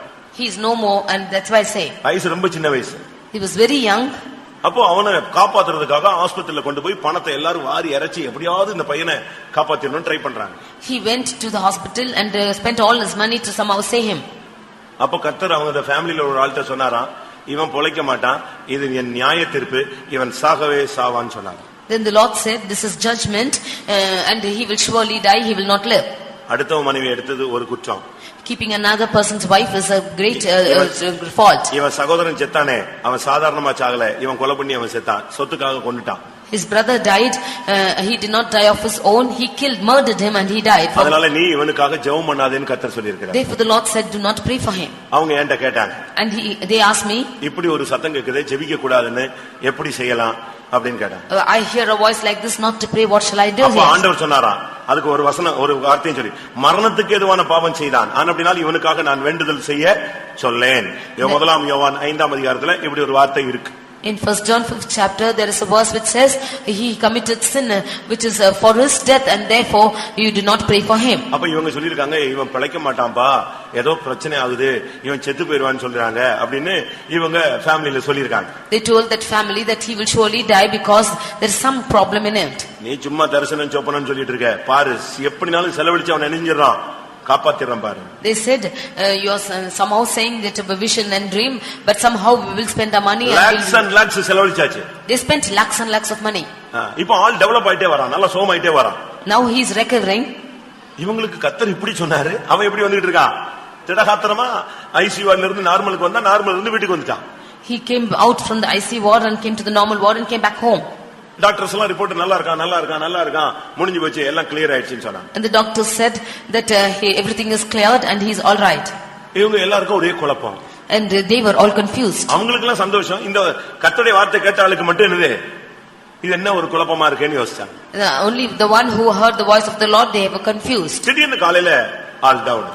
All of a sudden morning he was collapsed. செக்கப்புக்கு கொண்டு போனாங்க. And they took him for checkup. அவன் சொன்னா முடிஞ்சு போயிடுச்சுன்னு சொல்றான். They said it's over. Final முடியுது, கொஞ்ச நேரத்துல சிங்கிங் ஸ்டேஜ் இறங்குவார். He is sinking and he will die after some time. சீக்கிரம் சாக மாட்டான். He will not die soon. அந்த டாக்டர் சொல்றாங்க, சித்திரவதை பட்டு தான் இவன் சவம். He will die in torment, says the doctor. எப்படி இருக்குன்னு பாருங்க, நீங்க யோசிச்சு பாருங்க. Just think and see how it is. கடைசில செத்தே போயிட்டான். Finally he died. எதுக்கு இத சொல்றேன்? Why I tell you this? சோதம் குமாரா பாவத்தின் உச்சகட்டம், அத கவிழ்ப்பேன்னு சொன்னார்னா கர்த்தர் ஒரு நாள் கவுத்துருவார். The heights of sin of Sodom and Gomorrah, when the Lord said he will overthrow, he will overthrow. நியாய தீர்ப்பு வருகிறதுக்குள்ள நீயே கவிழ்த்திரு, எல்லாத்தையும் பாவத்தெல்லாம் கவுத்தி முடிச்சிரு. Before judgment should come, you overthrow the sin in you. அது ஒரு காலத்துல உனக்கு திறமை இருக்கும், வயசு இருக்கு, நம்பிக்கை இருக்கு, அதனால துணிஞ்சு பாவம் செஞ்சிட்ட. இன்னைக்கு கர்த்தருடைய பாதத்துல விழுந்து உன்னை நீ சரிப்படுத்தி கவிழ்க்க வேண்டிய காரியங்களை கவிழ்த்து விடு. You had once voluntarily went and sinned by your own, because you had your strength and your age, but now you commit yourself to the Lord and overthrow it. ஆறாவதாக கர்த்தர் சொன்னார், நான் உன்னை கட்டும்படியாகவும் ஏற்படுத்தி இருக்கிறேன். Sixthly, the Lord says that I have appointed you to that I should நான் build. மூலமாய் சில காரியங்களை கட்ட வாஞ்சிக்கிறேன். I want to build certain things through you. இதுவரைக்கும் சொன்னதெல்லாம் பாத்தீங்கன்னா கொஞ்சம் வித்தியாசமா இருக்கும். பிடுங்க, கட்ட, பிடுங்க, இடிக்க, அழிக்க, இப்படித்தான் கவிழ்க்க, இப்படித்தான் வார்த்தைகள் சொல்லப்பட்டு கொண்டே வந்தாரு. All these times the Lord had been saying that you should root out, pull down, destroy and throw down. தவறானதை பிடுங்கி எடுத்துரு. You root out certain things which are தேவையில்லாத இடிச்சிரு. You destroy things which are not wanted. அவசியம் இல்லாததெல்லாம் அழிச்சிரு. You destroy things which are not wanted. தேவை கர்த்தருக்கு பிரியமில்லாததெல்லாம் கவிழ்த்துரு.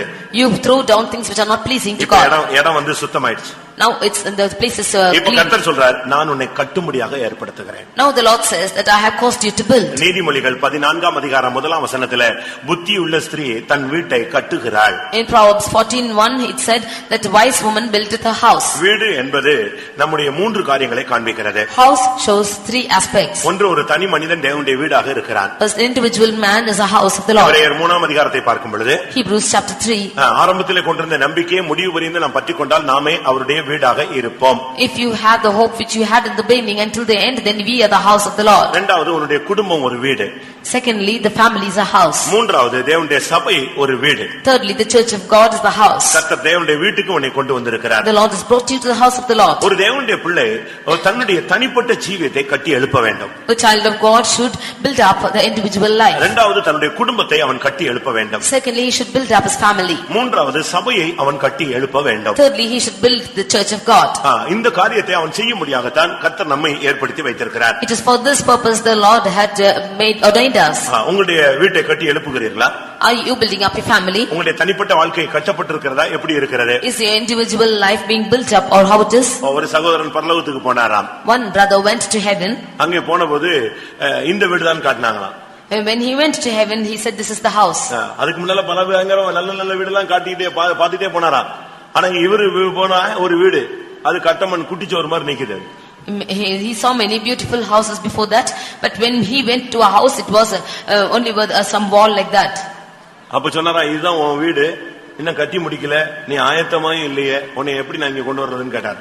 He said, showing that house, this is your house, it's still not built up, then how will I bring you here? நீ என்றைக்கு உன்னுடைய வாழ்க்கையை கட்டி எழுப்ப போகிறாய்? When will you build your house?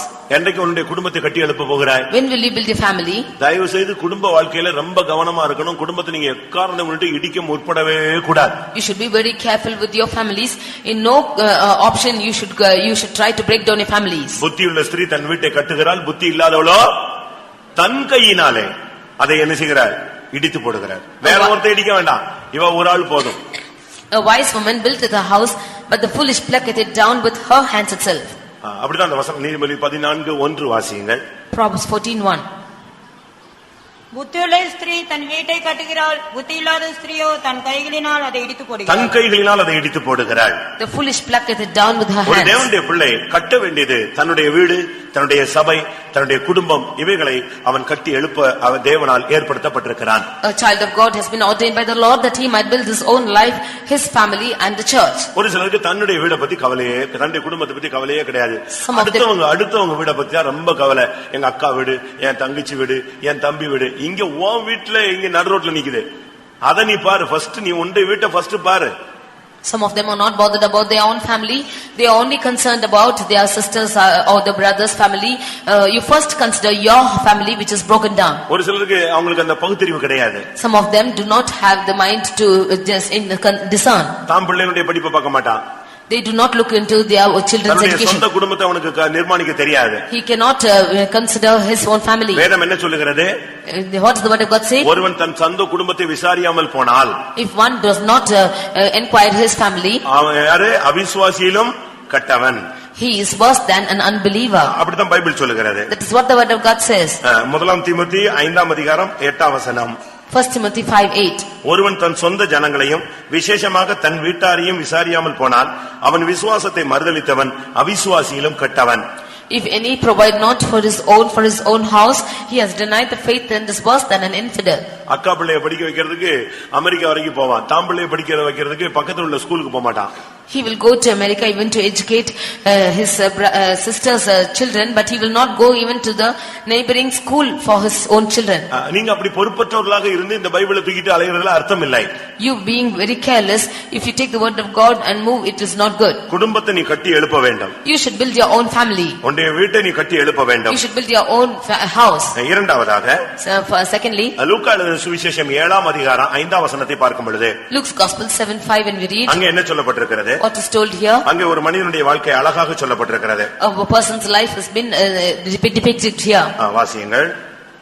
அவன் நம்முடைய ஜனத்தை நேசிக்கிறான், நமக்கு ஒரு ஜெப ஆலயத்தையும் கட்டினான் என்று. அவன் நமக்கு ஒரு ஜெப ஆலயத்தை கட்டி இருக்கிறான். He has built us a synagogue.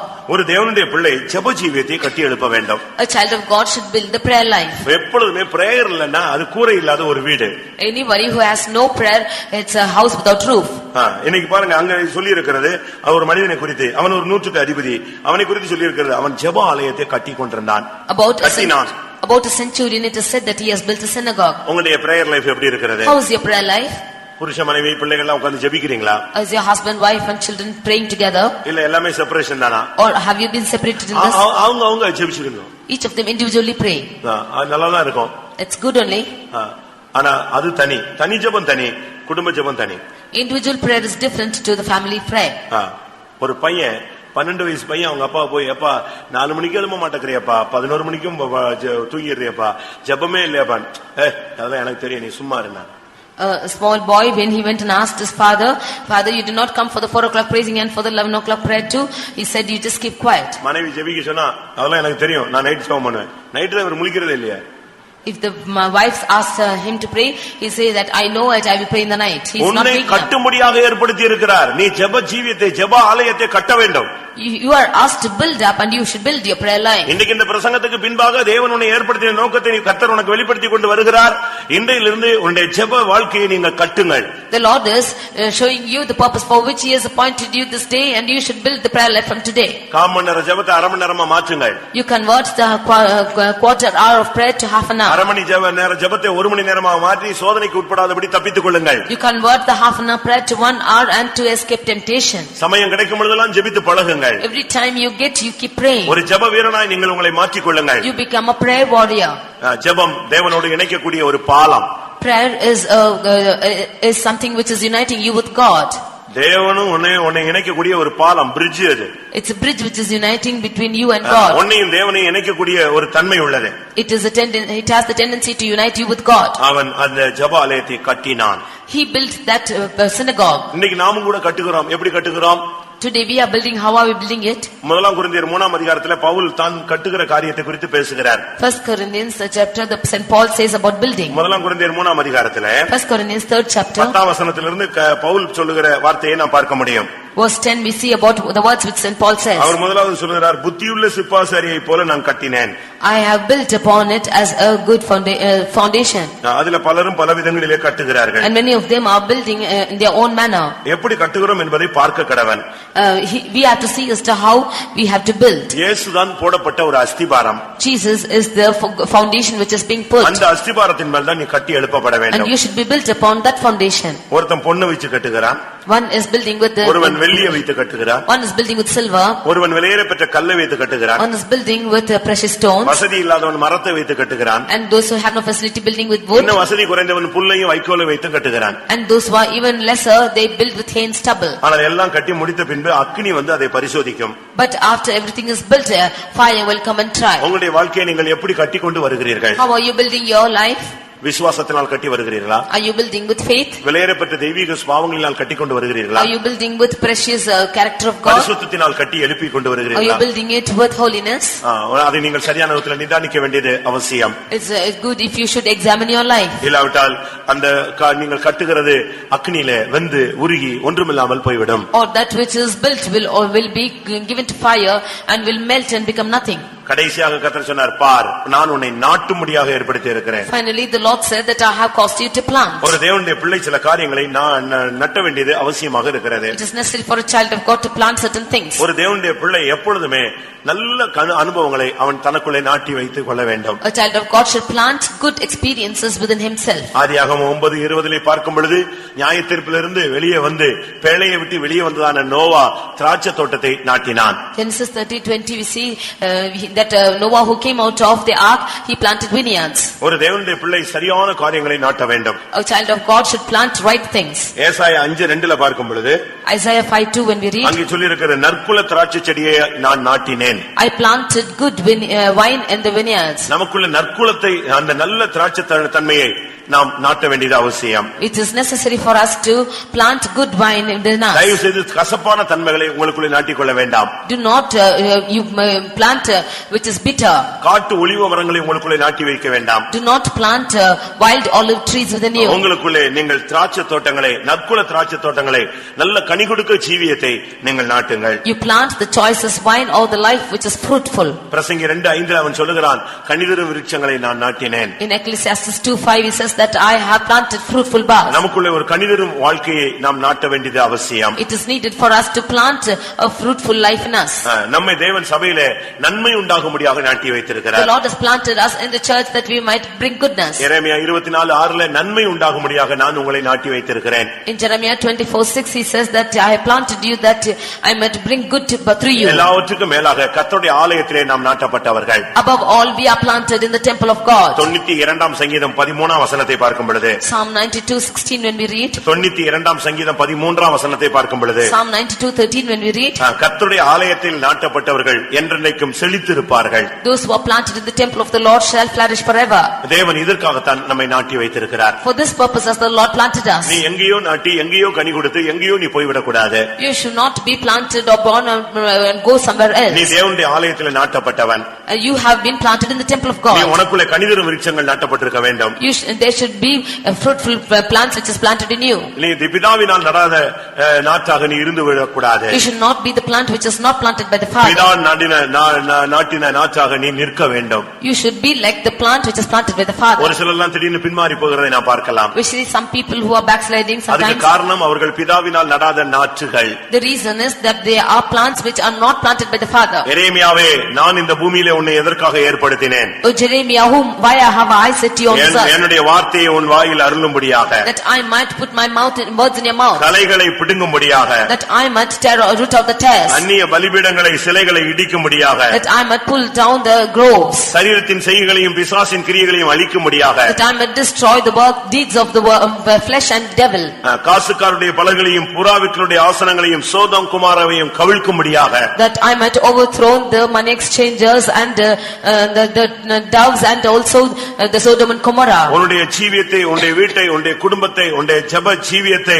நீ கட்டி எழுப்பும்படியாக, that I might build you, your family and your church and your prayer life. உன்னை கனிதரும் திராட்சைக்கொடியாக உன்னை நாட்டி வைத்திருக்கிறார். And that he has planted you as a choicest vine. கனிதரும் தன்மைகளை உங்களுக்குள்ளே நாட்டுங்கள். You bring in fruitful things in your life. கர்த்தருடைய ஆலயத்திலே நாட்டப்படுங்கள். You be planted in the temple of God. அநேக ஆத்துமாக்களை இந்த கர்த்தருடைய ஆலயத்திலே கொண்டு வந்து நாட்டுகிற ஒரு மனிதர்களாய் நீங்கள் மாறுங்கள். You become people who bring many people to the church and plant them. வருகிற வாரத்துல ஒரு விசுவாசி ஒரு புதிய ஆத்துமாவை அழைத்து கொண்டு வாருங்கள். In the coming week you every believer should bring a new soul. அது நற்குல திராட்சை செடியாக இருந்தால் இந்த பிதாவே இந்த சபையிலே அது நாட்டப்படும்.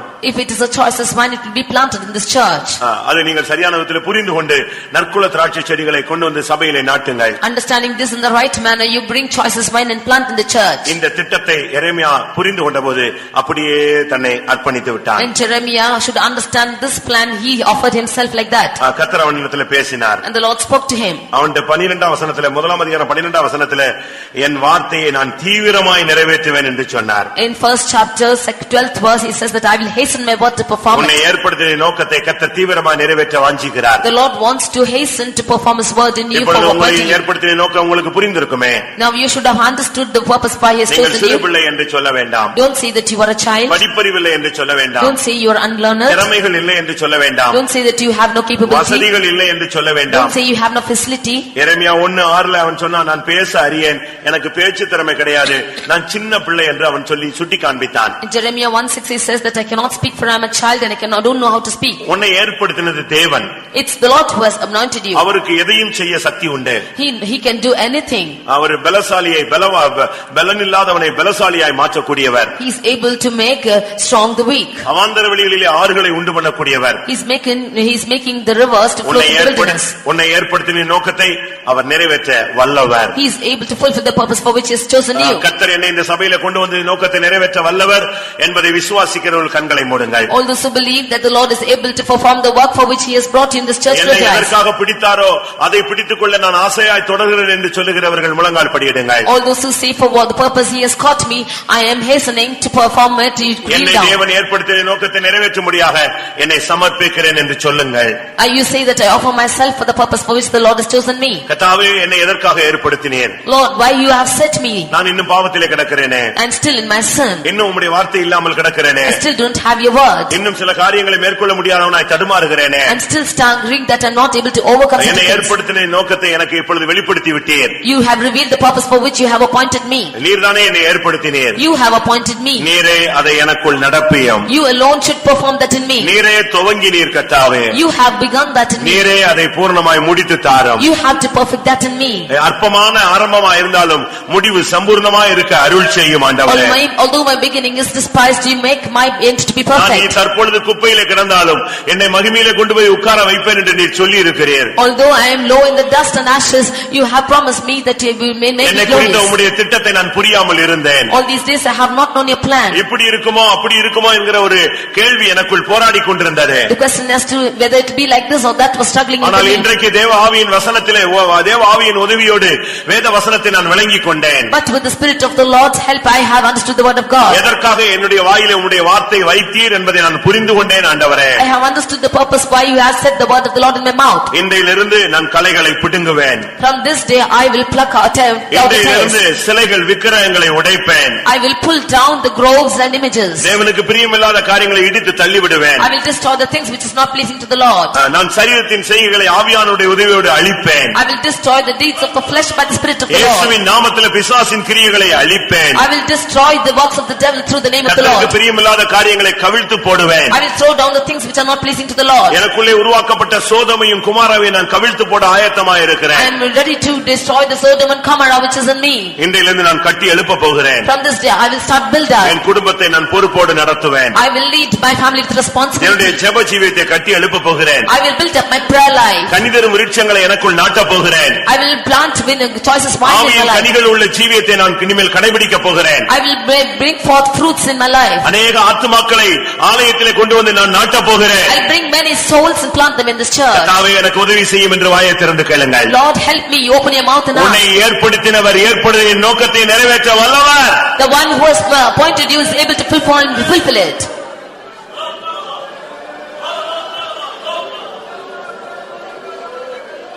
Hallelujah.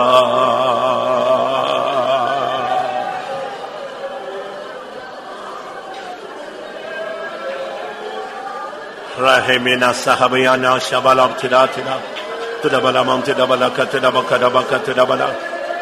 வாலிபனே, தேவன் உன்னை ஏற்படுத்தினதை நீ விளங்கிக் கொண்டாயோ? குடும்பத்தில் பொறுப்பா இருக்கிற சகோதர சகோதரிகளே, உங்களை தேவன் ஏற்படுத்தின நோக்கத்தை புரிந்து கொண்டீர்களோ? ஊழியர்களே, உங்களுடைய அழைப்பை நீங்கள் புரிந்து கொண்டீர்களோ? அப்படியானால் நாம் முழு சபையாக கர்த்தருடைய கரங்களிலே, தேவரீர் என்னை ஏற்படுத்தின நோக்கத்தை என்னை நிறைவேற்றும் என்று முழுமையாக நாம் அர்ப்பணித்து ஜெபிப்போமாக.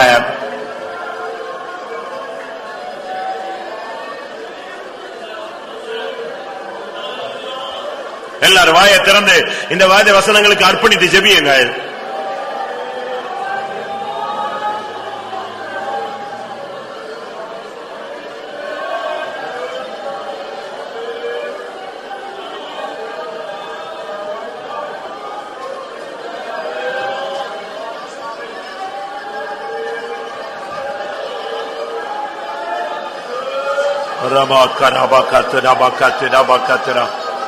ஆமென். இடிக்க உன்னை பலப்படுத்த போகிறார். பிடுங்கி எடுக்க கர்த்தர் உன்னை பலப்படுத்த போகிறார். பிசாசின் கிரியைகளை அழிக்க கர்த்தர் அபிஷேகம் பண்ண போகிறார். சோதோமின் வல்லமைகளை கவிழ்க்க கர்த்தர் உன்னை பலப்படுத்துகிறார்.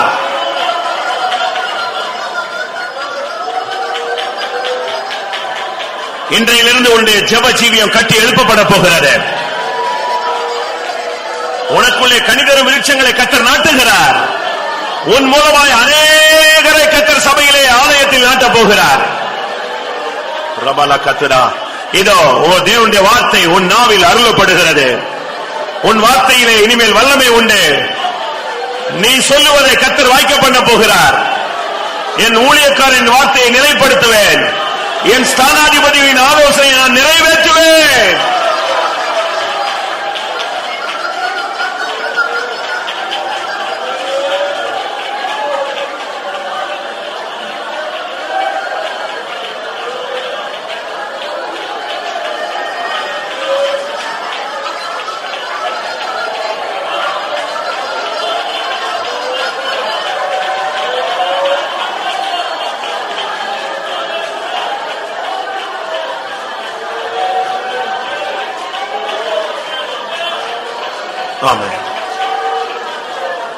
உங்களில் சிலரை நான் புதிய பாதையில் நடத்தி கொண்டு வருகிறேன். அது உங்களுடைய அறிவுக்கு புரிந்திருக்கிறது. அந்த புதிய பாதையில் நடத்துகிறது நானே உன்னை அந்த புதிய பாதையில் கொண்டு சென்று கொண்டிருக்கிறேன். நீ தடுமாறாதே. உன்னை ஏற்படுத்தின நோக்கத்தை நிறைவேற்றவே நான் இந்த பாதையில் உன்னையும் உன் குடும்பத்தை நடத்தி கொண்டிருக்கிறேன். Amen. Hallelujah. Amen.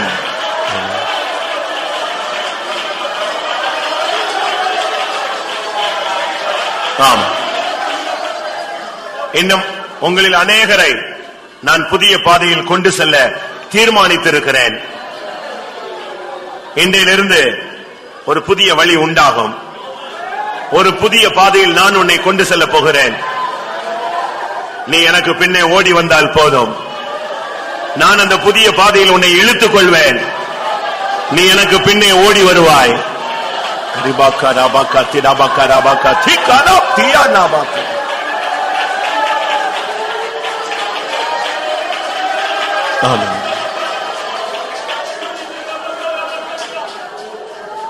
நான் உன்னை ஏற்படுத்தினேன். நோக்கத்தை நான் உனக்கு வெளிப்படுத்தி இருக்கிறேன். அதை நிறைவேற்றும் முதல் கட்டமாக இந்த கூட்டத்தில் என்னுடைய வார்த்தையை உன் வாயில் வைக்கிறேன். ஒரு அக்கினிமயமான நாவை நான் உனக்கு கட்டளையிடுவேன். உன்னுடைய வார்த்தைகள் சுருக்கமாயிருக்கும். இனி உன்னுடைய வார்த்தைகள் வல்லமையுள்ளதாயிருக்கும்.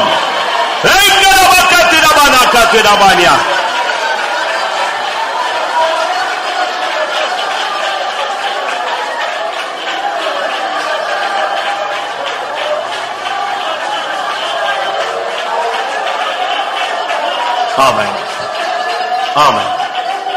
தேவன் தன்னை ஏற்படுத்தின நோக்கத்தை அவன் ஏற்றுக்கொள்ள முடியாமல், பேச தெரியாது, சிறுபிள்ளையாக இருக்கிறேன், எனக்கு வேண்டாம், எனக்கு முடியாது, அப்படி அவன் தடுமாறின பொழுது கர்த்தர் தான் ஏற்படுத்தின நோக்கத்தை அவனுக்கு வெளிப்படுத்த முடியாக முதலாவது தன்னுடைய வார்த்தையை தான் அவன் நாவில் வைத்தார். இந்த கூட்டத்தில் இருக்கிற 200 250 பேரோ ஒவ்வொருவருடைய நாவையும் கர்த்தருடைய வல்லமை இப்பொழுது தொடட்டும். உன்னுடைய வாயில் நியாயப்பிரமாணத்தை கர்த்தர் வைக்கிறார், கர்த்தருடைய துதியை வைக்கிறார், இருவரும் கருக்குள்ள பட்டயத்தை உன் வாயில் வைக்கிறார். இதோ கர்த்தருடைய வார்த்தை உன் வாயில் அருளப்படுகிறது. உப்பால் சாரமேறின வார்த்தைகள், கிருபை பொருந்தின வார்த்தைகள், தேவனுடைய ஜீவனுள்ள வல்லமையுள்ள வார்த்தைகள்.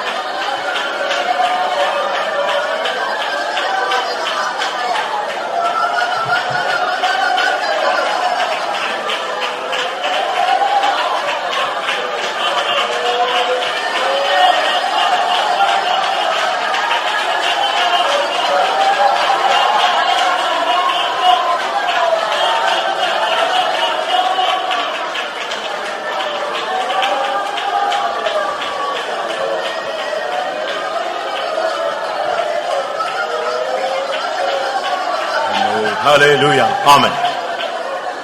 ஆண்டவரே, உலக தோற்றத்துக்கு முன்னே கிறிஸ்துவுக்குள் என்னை தெரிந்து கொண்டதின் நோக்கத்தை எனக்குள்ளே நீர் நிறைவேற்றும் ஆண்டவரே. எல்லாரும் ஒரு நிமிஷம் கண்ணை மூடி முழங்கால் போட்டு, ஆண்டவரே நீர் என்னை எதற்காக ஏற்படுத்தினீரோ அதை நிறைவேற்றும். என்னை பூமியிலே எதற்காக கொண்டு வந்தீரோ அந்த நோக்கத்தை நிறைவேற்றும். ஜெபம் பண்ணலாமா? ஒரு நிமிஷம் ஜெபம் பண்ணுங்க. கர்த்தருடைய வல்லமை உங்களை நிரப்பி இனிமேல் அவர் உன்னை ஏற்படுத்தினதை நிறைவேற்றுவார்.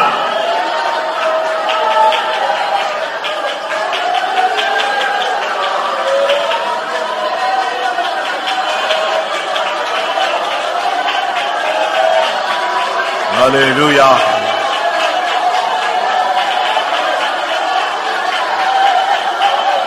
கர்த்தர் பெரிய காரியங்களை உனக்கூடாக செய்ய போகிறார். ஹல்லேலூயா ஹல்லேலூயா ஹல்லேலூயா. ஆமென் ஆமென். அதிசயங்கள் நடக்கும், அற்புதங்கள் நடக்கும். ஆமென். அநேக காரியங்கள் உனக்கு மூலமாய் நடக்கும்.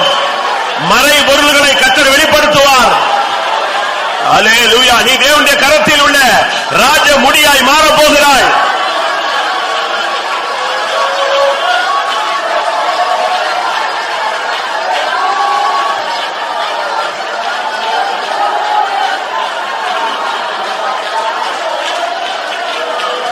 ஹல்லேலூயா. உலக தோற்றம் முன்னையோ உன்னத தேவனே தெரிந்தெடுத்தீரே. உலக தோற்றம் முன்னையோ உன்னத தேவனே தெரிந்தெடுத்தீரே. என்னில் செய்திடும் கிரியைகளை நான் எண்ணிய வகைக்கும்மை துதிப்பேனே.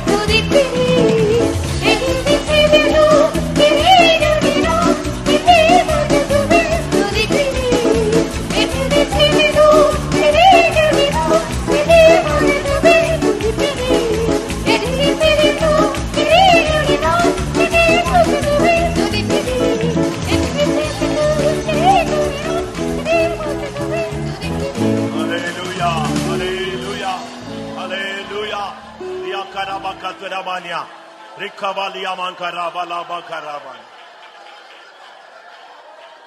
ரிபிக்கராபா துரபாலா கரானியா.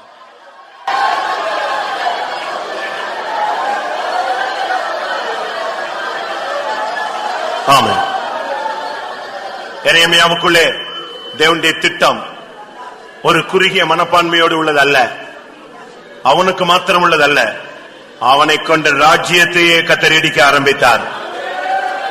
தேவன் ராஜ்யங்களிலே பெரிய காரியங்களை செய்ய ஆரம்பித்தார்.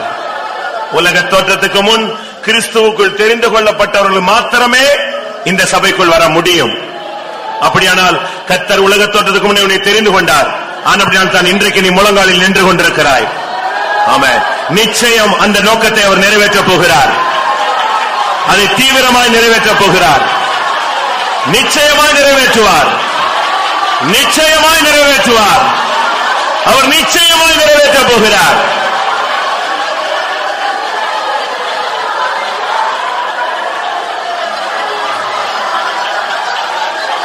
ஆமா ஆமா.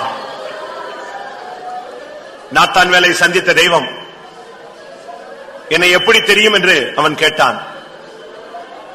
உடனே அவர் சொன்னார், அத்தி மரத்தின் கீழே இருக்கும் பொழுதே நான் உன்னை பார்த்து விட்டேன்.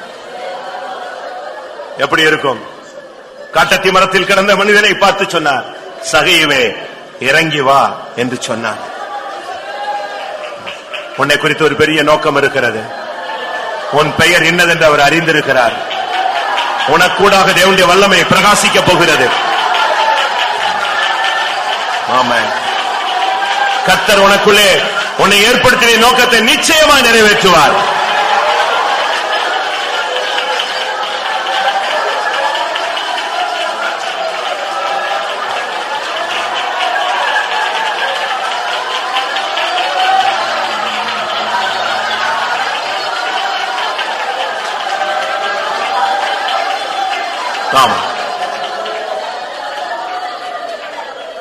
இவனை கொன்று போட்டால் எப்படி தேவனுடைய நோக்கம் நிறைவேறும்?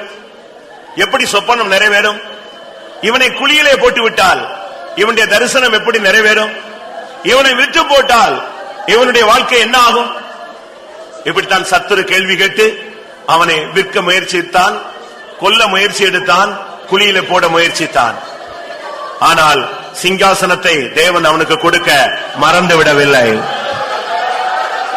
ஆமென் ஆமென். உன்னை கொன்று போட, உன்னை இல்லாமல் ஆக்க, உன்னை கேவலப்படுத்த, உன்னை தரித்திரனாய் மாற்ற ஒரு வல்லமை போராடுகிறது. ஆனால் மற்றொரு பக்கத்திலேயோ உன்னை சீரும் சிறப்பமாக மகிமையுள்ளவனாக சிங்காசனத்துக்கு கொண்டு போகும்படியாக தேவனுடைய வார்த்தை போராடி கொண்டிருக்கிறது. சோர்ந்து போகாதே. உன்னை அழைத்தவர் உண்மையுள்ளவர். அவர் அப்படியே செய்வார்.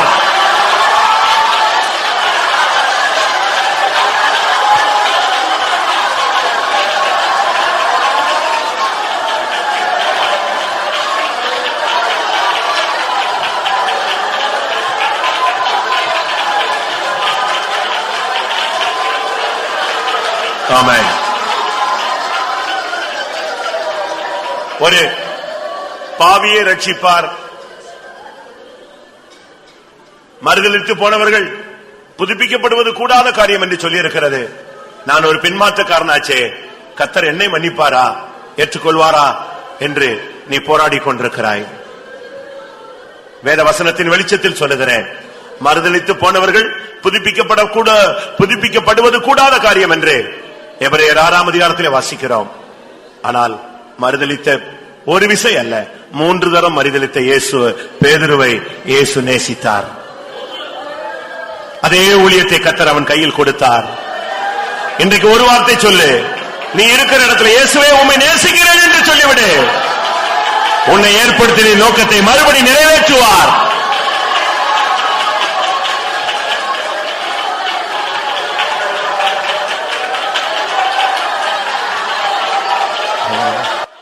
மன்னாவும் தயை எண்ணில் பெரிதல்லோ, என்னாரும் துணையானே. மன்னாவும் தயை எண்ணில் பெரிதல்லோ, என்னாரும் துணை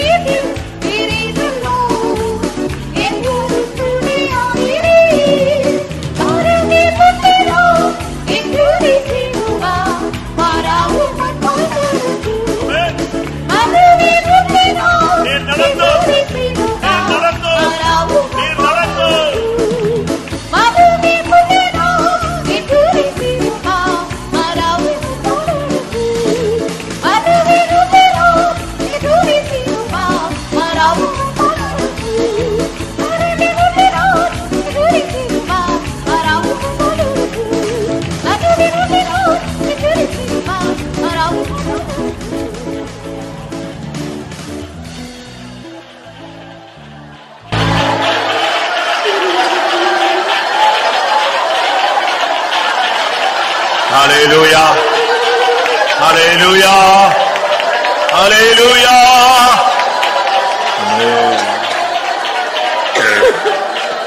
ஆம், நம்மை ஏற்படுத்தின நோக்கத்தை வேதவசனத்தின் வெளிச்சத்தில் இந்த காலை வேளையில தேவன் நமக்கு சொல்லி காட்டினார், சொல்லி கொடுத்தார், சுட்டி காட்டினார், நமக்கு அதை நினைவுபடுத்தினார், அதை உறுதிப்படுத்தினார். அதற்காக ஸ்தோத்திரம் பண்ணுவோம்.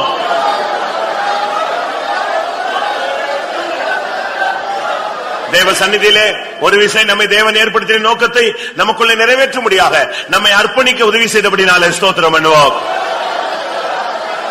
தேவனுடைய வசனங்களுக்கு முன்பாக நடுங்கினவர்கள், ஒப்பு கொடுத்தவர்களை அவர் ஏற்படுத்தின நோக்கத்தை நிறைவேற்றி, அவர்களுக்குள்ள இதை நிறைவேற்றி அவர் ஏற்ற வழியில் வரும் பொழுது அவரை சந்திக்க அவர்களுக்கு அருள் செய்ய போகிறார். அதற்காக ஸ்தோத்திரம் பண்ணுவோம். அந்த நாளுக்கு எல்லாரையும் தகுதிப்படுத்த முடியாது. ஸ்தோத்திரம் பண்ணுவோம். பிதா குமாரன் பரிசுத்த ஆவியானவருக்காக ஸ்தோத்திரம் பண்ணுவோம். எல்லா மகிமையும் அவருக்கே செலுத்தி ஸ்தோத்திரம் பண்ணுவோம்.